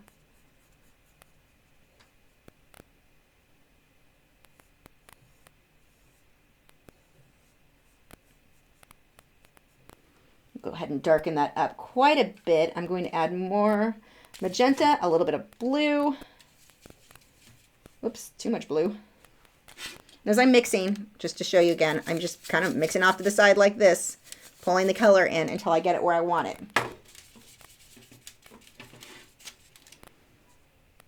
Oops, that is a chunk of paint on there that would have been a disaster. There we go.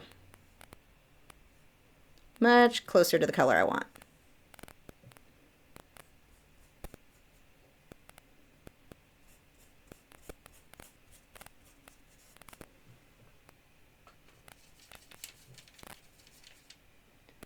Denise says, I'm big on details in my artwork. Do you find it possible to overwork the details on a painting? Absolutely. And I think you have to come to a point too where you decide how much detail do you need to get the look that you're going for. Jason Morgan, he said it really well, and I'm going to totally screw up what he said, but essentially it was along the lines of, if I back away from it and I can't notice the detail from this distance as I did from this distance, then I don't need more detail. Like, that detail is unnecessary. And I really liked that idea that it's kind of a waste, not a waste of time, just unnecessary. So you can get too much detail, and especially if you're adding detail for the sake of detail, but not because it's correct. Let's say I wanted more feathers just because I want more feathers. I think it's going to look more realistic if I put that there. But if that bird doesn't call for that many more details, you're not making it look more realistic. So that would be another case where too many details can actually be a bad thing.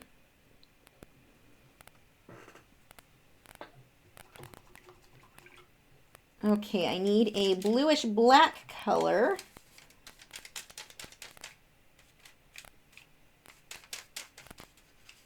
As I get into here.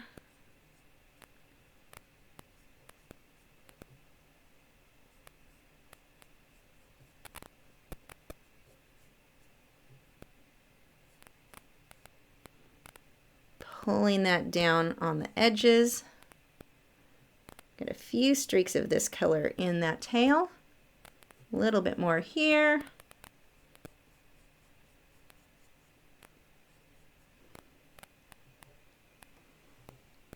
I'm going to pull a few more highlights in that, and then I'm going to let that area dry while I work on another area.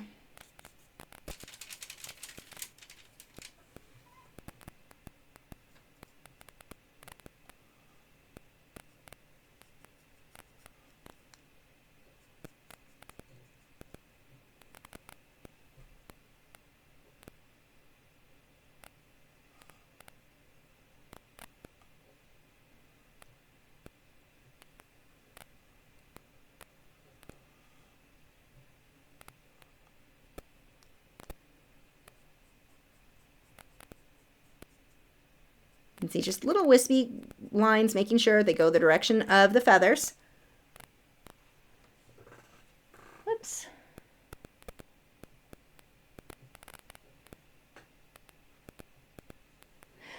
Funny Dude says, I'm secretly hoping that watercolor pencils will gateway you into watercolor pencils again. I don't want another medium, though. I have so many I work in. I'm always afraid that I'm going to fracture my viewers too much, because I know a lot of people only want to see acrylic paintings, only want to see oil paintings, only want to see colored pencil. And so when I add even more mediums to it, it separates everybody even more. And it's, yeah, I'm hesitant to add too many. Okay, while that sets, I'm going to add the bluish black color of the feathers on his wings. So now I could, if I wanted to work on one single area, I could just take the hairdryer, dry it, and then keep layering there. But for the sake of time, I like to just jump around. I think it's faster just to work on another area while one dries. Unless it's one single area that I'm really, really focusing on. I mean, here, just for my base layers, I can just do it this way.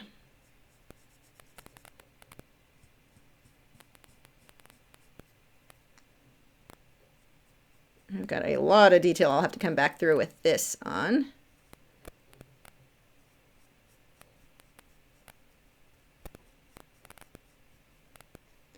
Now I'm going to take, while that sets,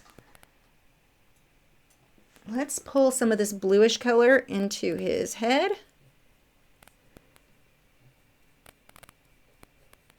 And especially on the areas that are shaded more. Now I'm going to let that set, and I'm going to block in where the branch goes.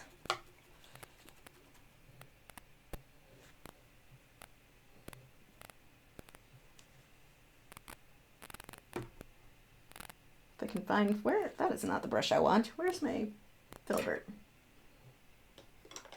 Actually, oh, there it is. So I'm just going to mix a base brown color by mixing my red oxide and my black. And this gives me a nice brown. I will put a lot of highlights on there as I go. I don't really care if I stay inside the lines because this isn't a specific branch anyway. I'm just making it up, so doesn't matter.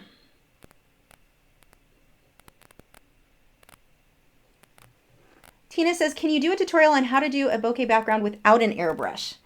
It depends on what medium. I won't do it with acrylic. I don't think I guess with glazing you kind of could. But there's certain things, I mean, when I first got started with the airbrush, I was doing marine life. And I would look at these, I was showing actually my friend Jaime Jimenez, who you guys have heard me talk about many times. I remember showing him stuff that I really wanted my work to look like. And he told me, he's like, you need an airbrush. I mean, you can kind of get something similar without, but it is not the same. And the soft backgrounds that a lot of these marine artists were getting, it needed it. And he was right. It needed an airbrush to have it look just like that. And there's certain things that I think if you really want to do, get the airbrush. You can do it with oils. I think you'll be okay because of the way that it glazes. And you can do it with acrylics, but it's not going to look like this. It would have a very different, more distinct look, which isn't necessarily a bad thing, but it's not going to look this soft. If this is the look that you're really interested in, then I would save up and get the airbrush. And you saw how easy that was for me to do. I had it done in a few minutes. If I did that on my own, without an airbrush, I would spend hours trying to get something similar. And it's not that I can't get cool looks, it's just that it's not the same.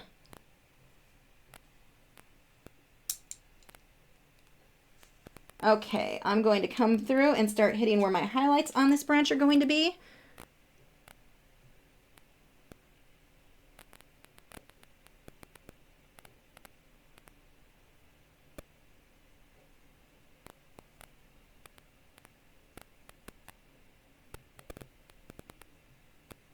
I'm just letting that mix. This is kind of blending in wet into wet. I'll be doing quite a few layers on that branch. You can see I can be pretty messy with it. Okay, going to let that set now.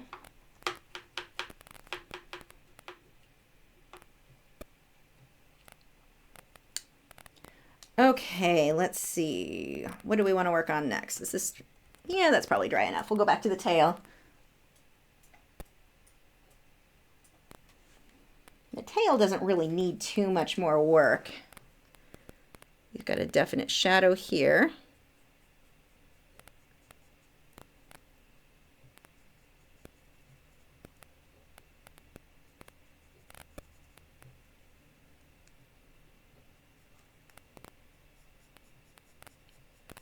Just watching the direction of those lines, don't need to be exact.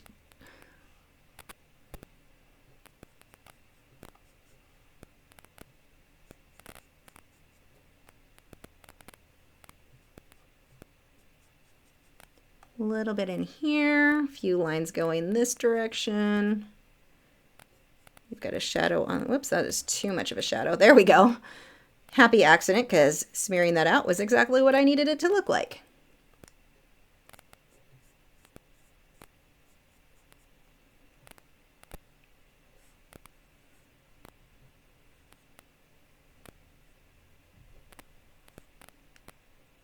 Make sure I go all the way along the edge to cover that white from the transfer paper.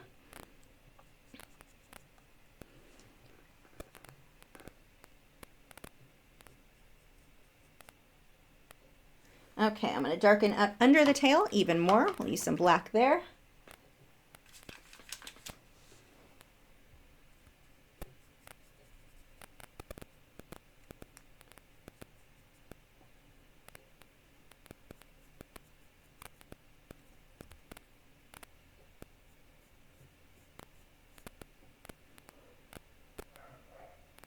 Barking neighbor's dog. Always an enjoyable experience.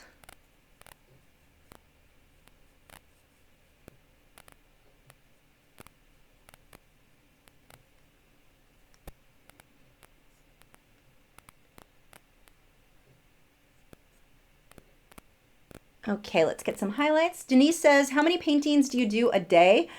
I normally am only working on one thing at a time, and usually I do one painting a week. This week's been a little bit different. I've gotten more done than usual, but normally it's one a week is my goal.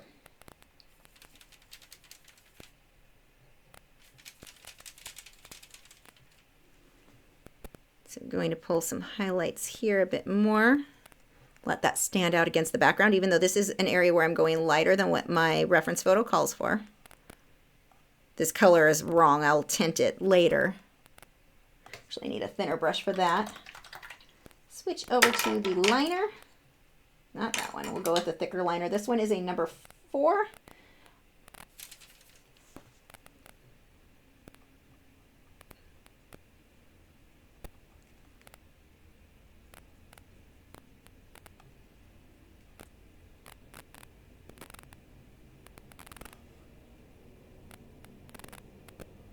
This line's a little too bright. I can tone it down later when I glaze.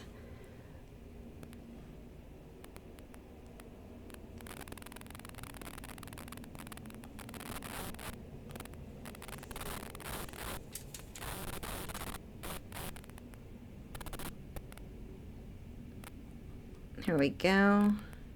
Get rid of that line there.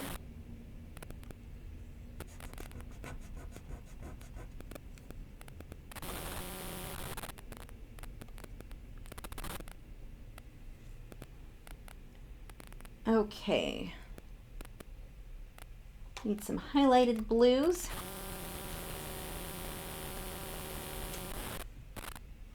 The shine on the tail here.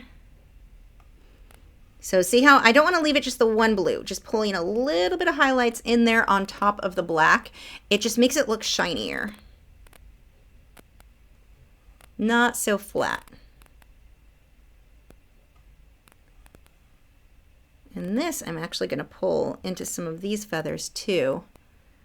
I'll probably glaze a little bit over them, but I want to get the highlights in there so that they'll look shinier. Jonah says, how do you choose background colors to make the subject pop out? In this case, I knew I was using this orangey color, and the violet magenta is kind of going towards the complementary color of that. I just like oranges and magentas together. So in this case, that's how I chose this one. Usually I will load them into Photoshop. I didn't do that here, so I wasn't positive I'd like how this looked. I felt I was pretty safe with these colors, but usually I'll load it into Photoshop and just try different things and see what will look good.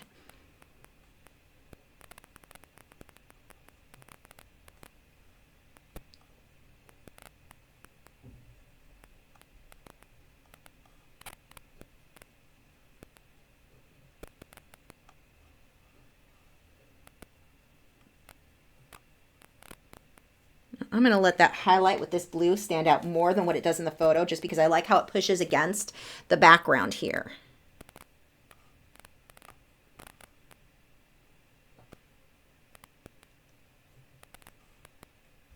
I'm going to pull some of that here as well.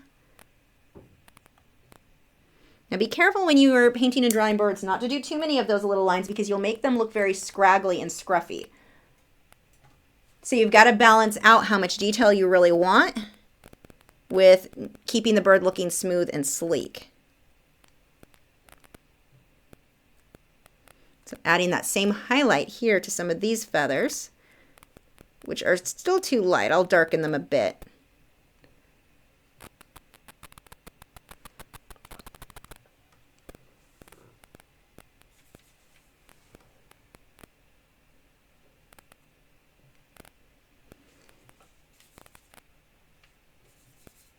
Adding a bit more magenta to that blue color that I'm using so that I get this purple tone for a lot of the highlights here.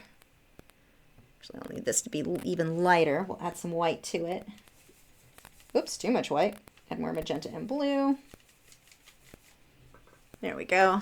That should work better.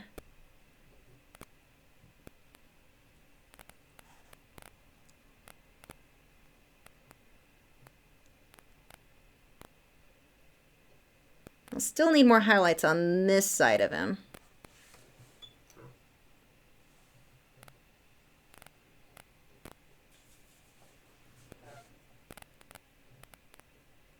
Again, if you guys haven't already, make sure you check out our moderators, their page or channels here on YouTube.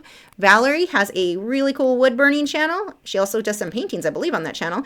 And Joseph has a painting channel. And I've got links to both of those in the video description.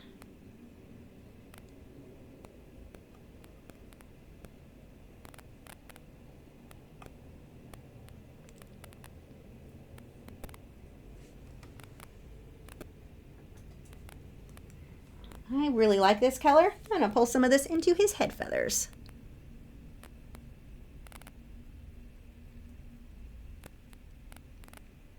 I can use a little bit of this purpley color on his beak now. Add some shadows there. Little in there. I'm actually going to need to pull a few more shadows in the beak because that's kind of standing out more than his eye. I'm going to tone that down a bit.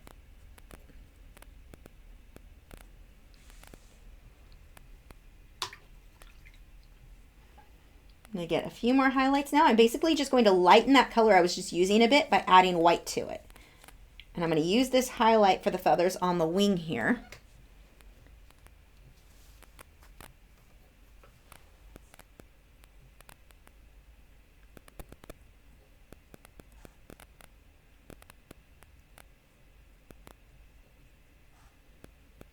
Be careful when you're painting and drawing. I know it's easy to think, okay, I need highlights, I need white. White is only for your absolute brightest highlights. It shouldn't be everywhere. Not every highlight will be white. I can use white to lighten the color, but I don't just want straight white. It won't look right.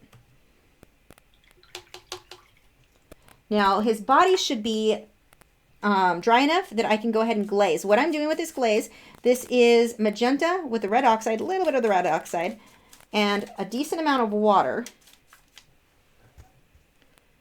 And I'm going to tint over these colors. See how it just adjusts the values there? You can still see all of the details underneath.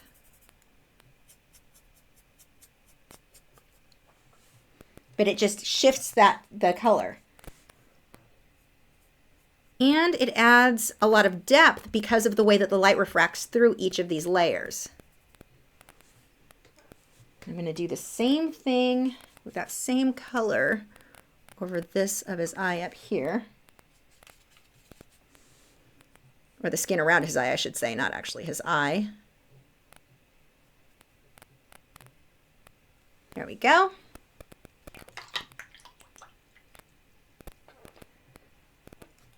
Well, his tail's probably not dry enough yet, but I'm going to do it anyway. I'm going to take that same color and tint this so it's not so bright.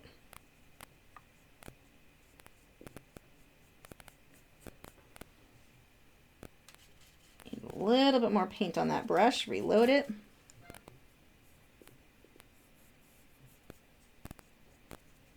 And I'm not being careful. I can go over the blue, I can go over the purple, I go over everything. I'm just tinting all of that, the color there. Okay, now I'm going to do the details on the wings. I need some more shadows there. Bryson says, any audiobook recommendations? I crave a highly epic fantasy so bad. Huh. I'm listening to, whoops, kicking the easel. I'm listening to one that I'm really enjoying. It's called Red Queen. I forget who it's by, but in the phone that it's on is in the other room. But I had a whole drama last week with my phones. And so I've been listening to my the books on my old phone, even though the new phone that works is here. It's a thing. So, anyway, I can't check for you, but Red Queen by someone or another. And that one is like Hunger Games meets a futuristic, like Hunger Games meets, X-Men, I guess would be a good way to put it. So, but it's been I've really enjoyed the narrator. I'm liking that one. I'm on the second book right now. And so far, so good.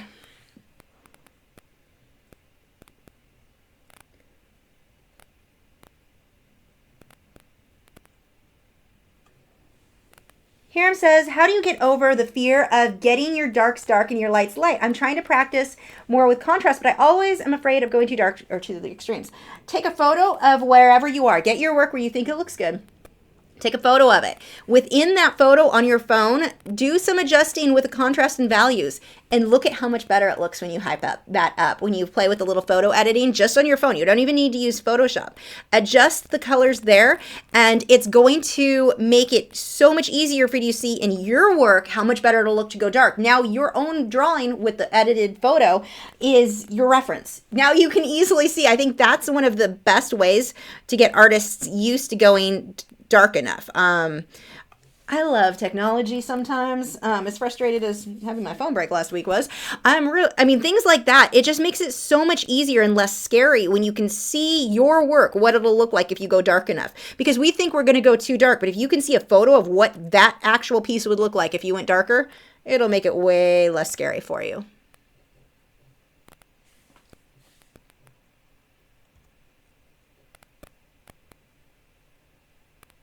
Some shadows under that section of feather, shadow under this section. I've got a darker section. Let's see. I've kind of blocked out my highlights. I need to pull some highlights back in there. I just need a grayish tone to get some lines in here. I may need to wait for this to dry before those will show. Yeah, that's not going to show up till it dries. Okay, while that dries, let's move on to the branch for a bit. So, which brush do I want? Decisions. Where's the other? There it is.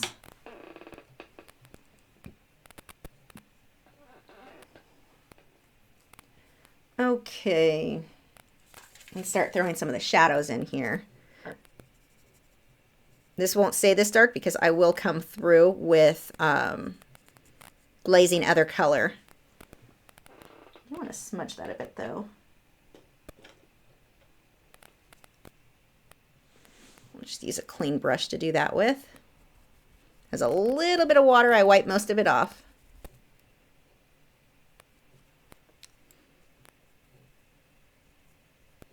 So my light source is all over the place, honestly. And this one, the light is coming through the trees all over, so I can't even just say there's one definite light source. Shadows are everywhere.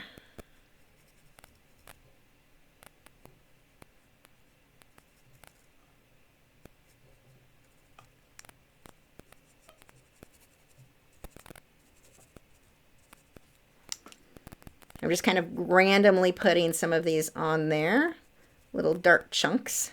Now here's a big thing, big tip. Don't just underline everything dark and then highlight everything light so it's like your definite light source right on top. It doesn't look natural. It's a mistake all of us, I think, make. I made it for a long time. Look at how I've got the highlights and the light jumps around and you've got it in different places there. The shadow is kind of on the center here because the light... Anyway, don't just think whenever you're highlighting something that it's light on top, dark on bottom. You're going to have variation if it's anything natural. Like here, light is coming all over the place on my reference photo. So because it's coming through the trees the way it is. So just something to be aware of. And I'm going to underline mine with blue because you guys know how much I love doing that lately. I'll go with a bluish purple so it kind of stays with this. And this isn't to make it natural. It's just to make it because I like it. I like how that makes it stand out. I may do this a little bit on the bird too. But I'm going to soften it so it's not as harsh. Oh, there's too much water on that brush.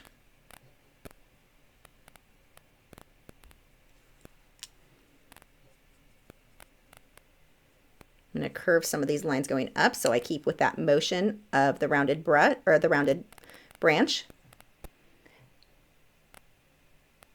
Valerie says to check out Elizabeth Hayden on Audible, Rhapsody series by Elizabeth Hayden. Music, strong female lead, high fantasy. I will have to do that.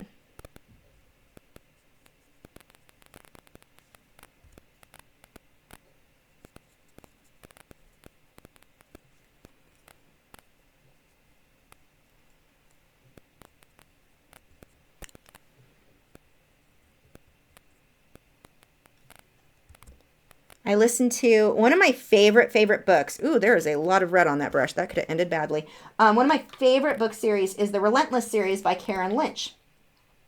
Love that book. And the narrator, that she had the male's point of view, the book came out, and the narrator is so horrible. And it's annoying because all of her fangirls left these great reviews. Oh, the narrator's so amazing. I'm going to download all his other books. He's completely monotone. Like seriously, I could read an IKEA instruction manual and it would sound more interesting with the way this guy read. I mean, life and death things were just as exciting as when they ordered food at a restaurant. Like, it was no difference between his voice as he talked the whole way through, and then the girl's voice sounds exactly the same. And you're just like, oh my gosh, you're a robot. His voice was nice, but oh, he is not a voice actor. It was painful, and I'm so disappointed because it's like one of my favorite books, but the audio, I can't do it. It's bad. Her other ones are decent. The narrator has an odd cadence, but you get used to it. The female for the other books, but that one, not so much. It was very disappointing because it's a really good book. I'm really liking how that blue looks under the branch there, that glow. I'm going to pull some of that on the bird, on his feathers, so it looks like it's catching whatever that light source is catching on him. Really liking that. That came out better than I'd anticipated. Actually, let's put a little here too to hide the white line.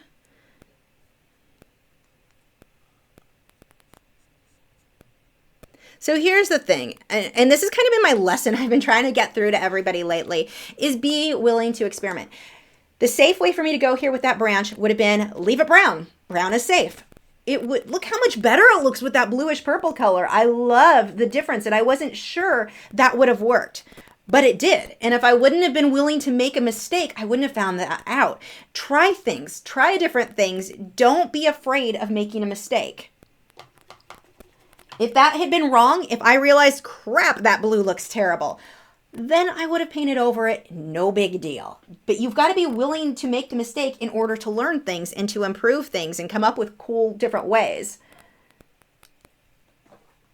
JPC 13 Art says that I have to read A Court of Thorns and Roses. Oh my God, it was amazing. Okay, so here's the thing. I looked that up and the reviews were saying it got depressing. Did that book get super depressing at parts? Tell me the truth. Because I don't like depressing. Hunger Games was terrible to me because of that. It was like, oh my gosh, that's too much, too depressing for me. Okay, I'm going to move on to the bird's feet. I'm actually going to use some of this bluish purple color while it's out because I don't want them to be straight gray. Throw a few of that on there. A few of that on there. How's that for grammar?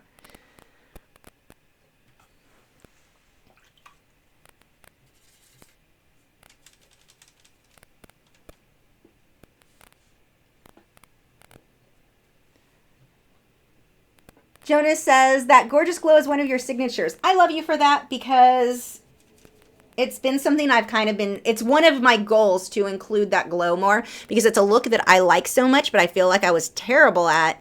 It's scary. It's scary to put that in there. And I've been more and more brave as I go. So that's really cool to hear.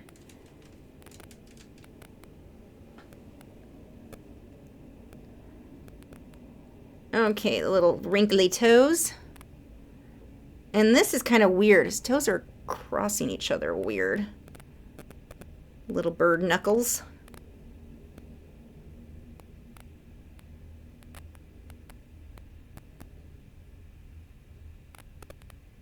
Adding these little curves. I don't want them to just be straight lines because they're round.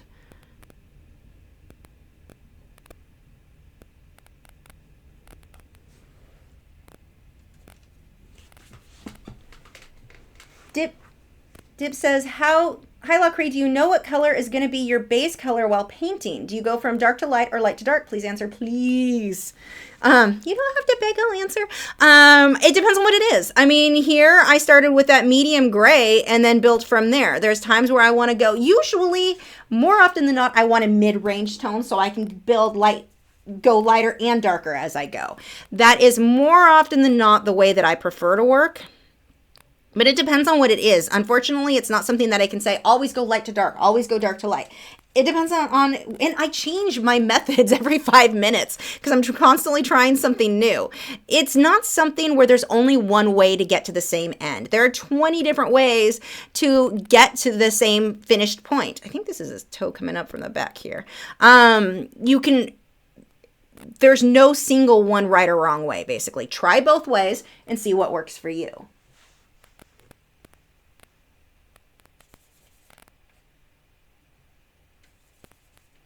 And if you ever hear somebody tell you, always do it this way, always do it that way, they're full of crap. There's no one, with anything with art, there's no one right or wrong way to do things because it depends. I mean, heck, even with colored pencil, we would generally say work light to dark. But there were times where dark or mid-tone to light would work better. So it completely depends on what it is you're trying to accomplish and what the end result you want is. I always get frustrated when someone makes it sound like there's an absolute way to do stuff in art, because there isn't.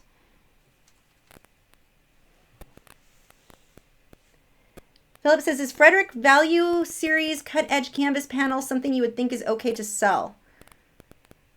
I'm trying to think what that is. Are those the ones that are on cardboard? They're not really board, but they're on cardboard. Because if it's that, no, I would not sell those. I use those for practice. I'm pretty sure that's what it is. I forget what they're called now. But the one on the cardboard, that's going to warp over time, so that won't work. But like regular canvas board are fine.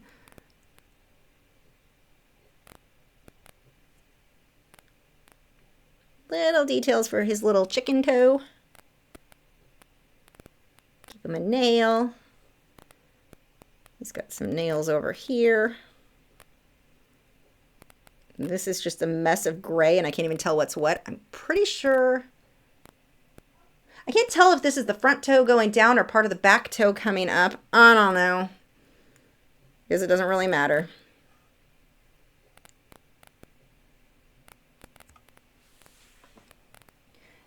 Okay, add some over here.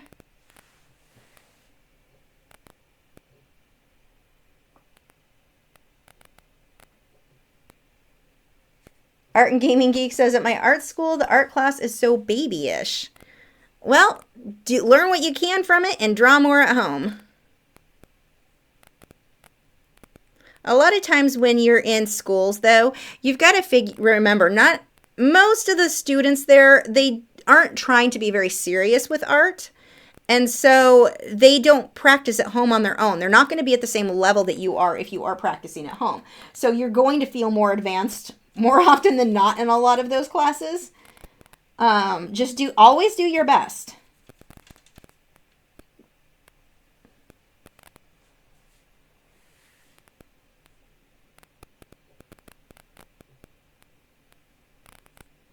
Philip said, yeah, those are the ones with the canvas. Yeah, the cutting edge ones, those ones are so great for just quick little practice pieces. I forgot. I'm glad you mentioned it because I have a lot here that I could use for different things when trying different techniques and such. But no, I would not sell something on those. Those aren't going to be archival.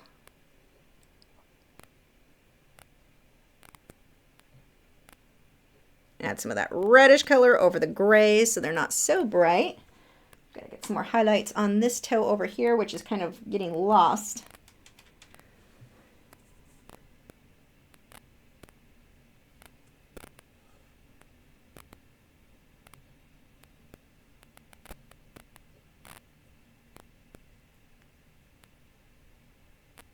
I'm going to separate that toe from his feathers back there.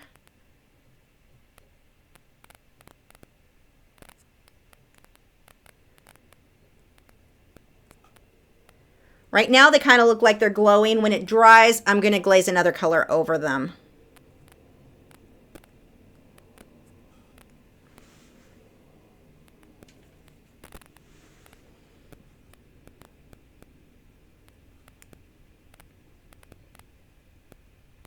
Okay, this guy has a toenail here. We'll separate that.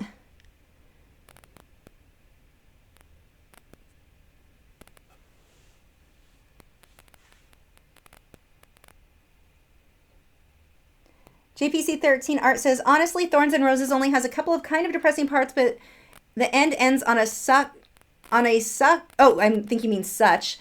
A good note. Plus there are fae and magic and the main character is an artist. Maybe. I'll look more into it. I don't like depressing.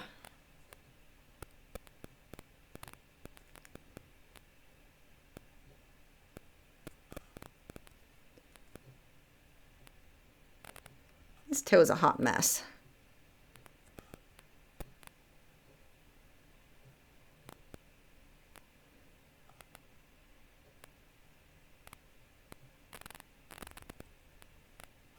Okay, that needs to dry a bit. I'm going to put a few more highlights while we wait on the branch.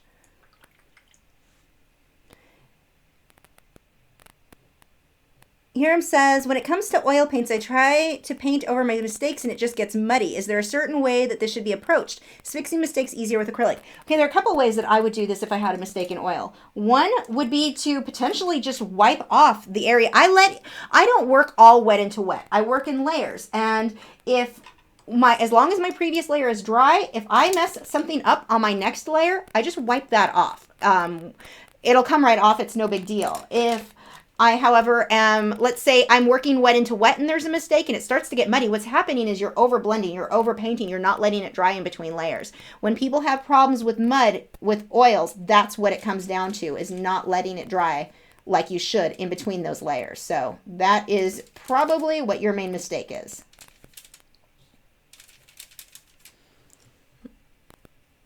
Let's throw some highlights here with the brown. This same colors that I used in the bird. I don't want them to be too bright though, so I'm kind of wiping them as I add.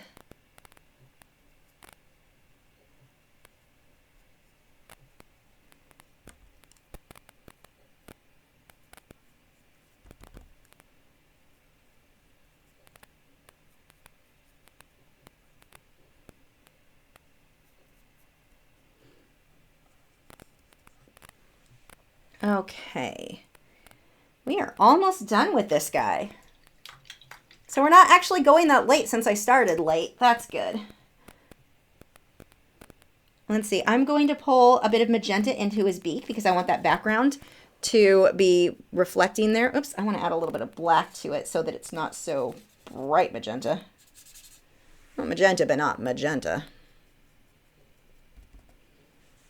Let's actually pull a little bit of red in with that because that is not coming out the color that I want. Oops, too much. Okay.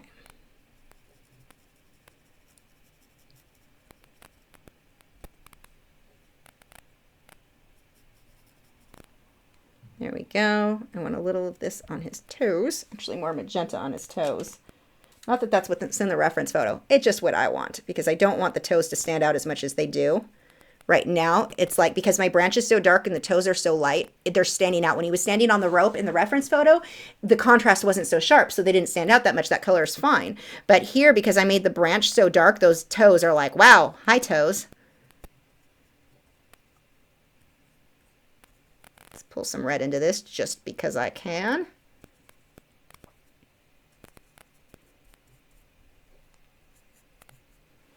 I kind of like that. Now this one, you're kind of seeing a weird glare because of the camera or the lighting on this. I will post a finished photo of this over on Facebook. Tomorrow I'll get a better photo. Tomorrow, sometime this weekend, I'll get a better photo of this. So you can see what it really looks like. I'll see if I can adjust before we leave to where you can better see what's going on. The glare of the light definitely kind of washes this out more than I would like. So I don't want to do too much more detail. I mean, the toes aren't so detailed there, but I don't want that to be my focus. So I've got to balance out wanting them to be separated without drawing so much attention to that area. I'm going to pull a little bit of black in there and probably sign it.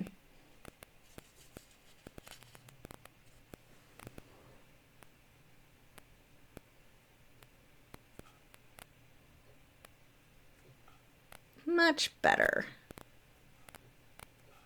Those little chicken nails.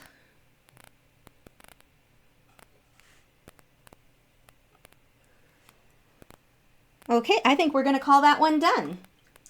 Which, not bad for 2 hours. We got a lot done. That was a bigger project. Actually, one little thing I'm seeing that I don't like. I lost the shadow under his beak. Let's just fix that really quick. Much better. Got a few little details in here I want to just adjust.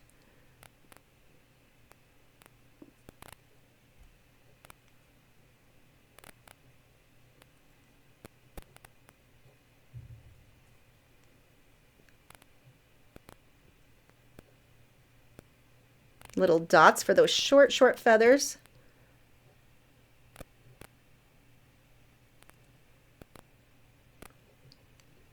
Well, let's make some little wisps come out this way. I missed a whole section there. Much better. We need some reddish color for that too.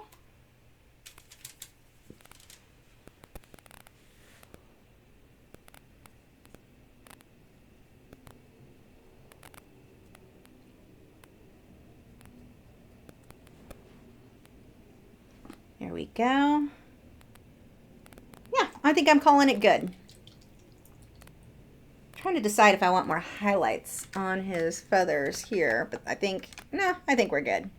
It's hard to tell with the lighting in here. I have to kind of back away and decide if I need something to be brighter, but I think that's decent for this one.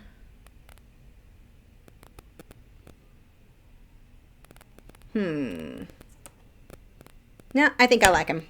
Okay.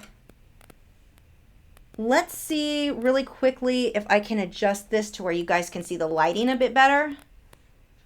Nope, that made it way worse. Actually, whoa, there we go. That is pretty accurate, kind of. A little more purpley than what he is, but I think it shows the color a bit better than what you've been seeing. There's got to be a happy medium. Hold on.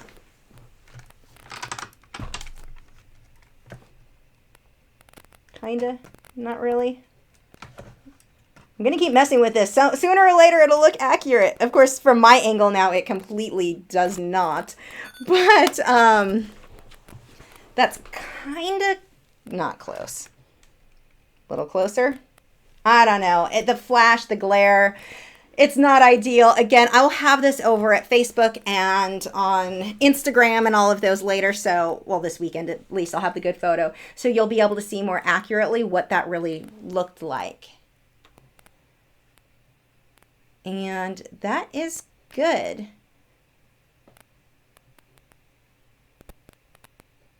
Sign it. Yes, I do need to sign it. What brush do I want to use? What color do I want to use? Just kind of a cream. We'll use unbleached titanium white and the red oxide.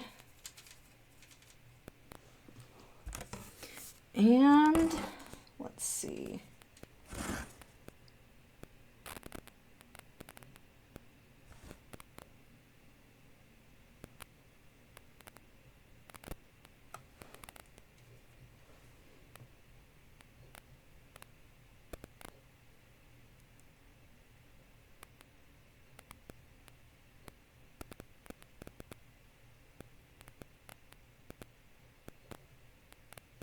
There we go.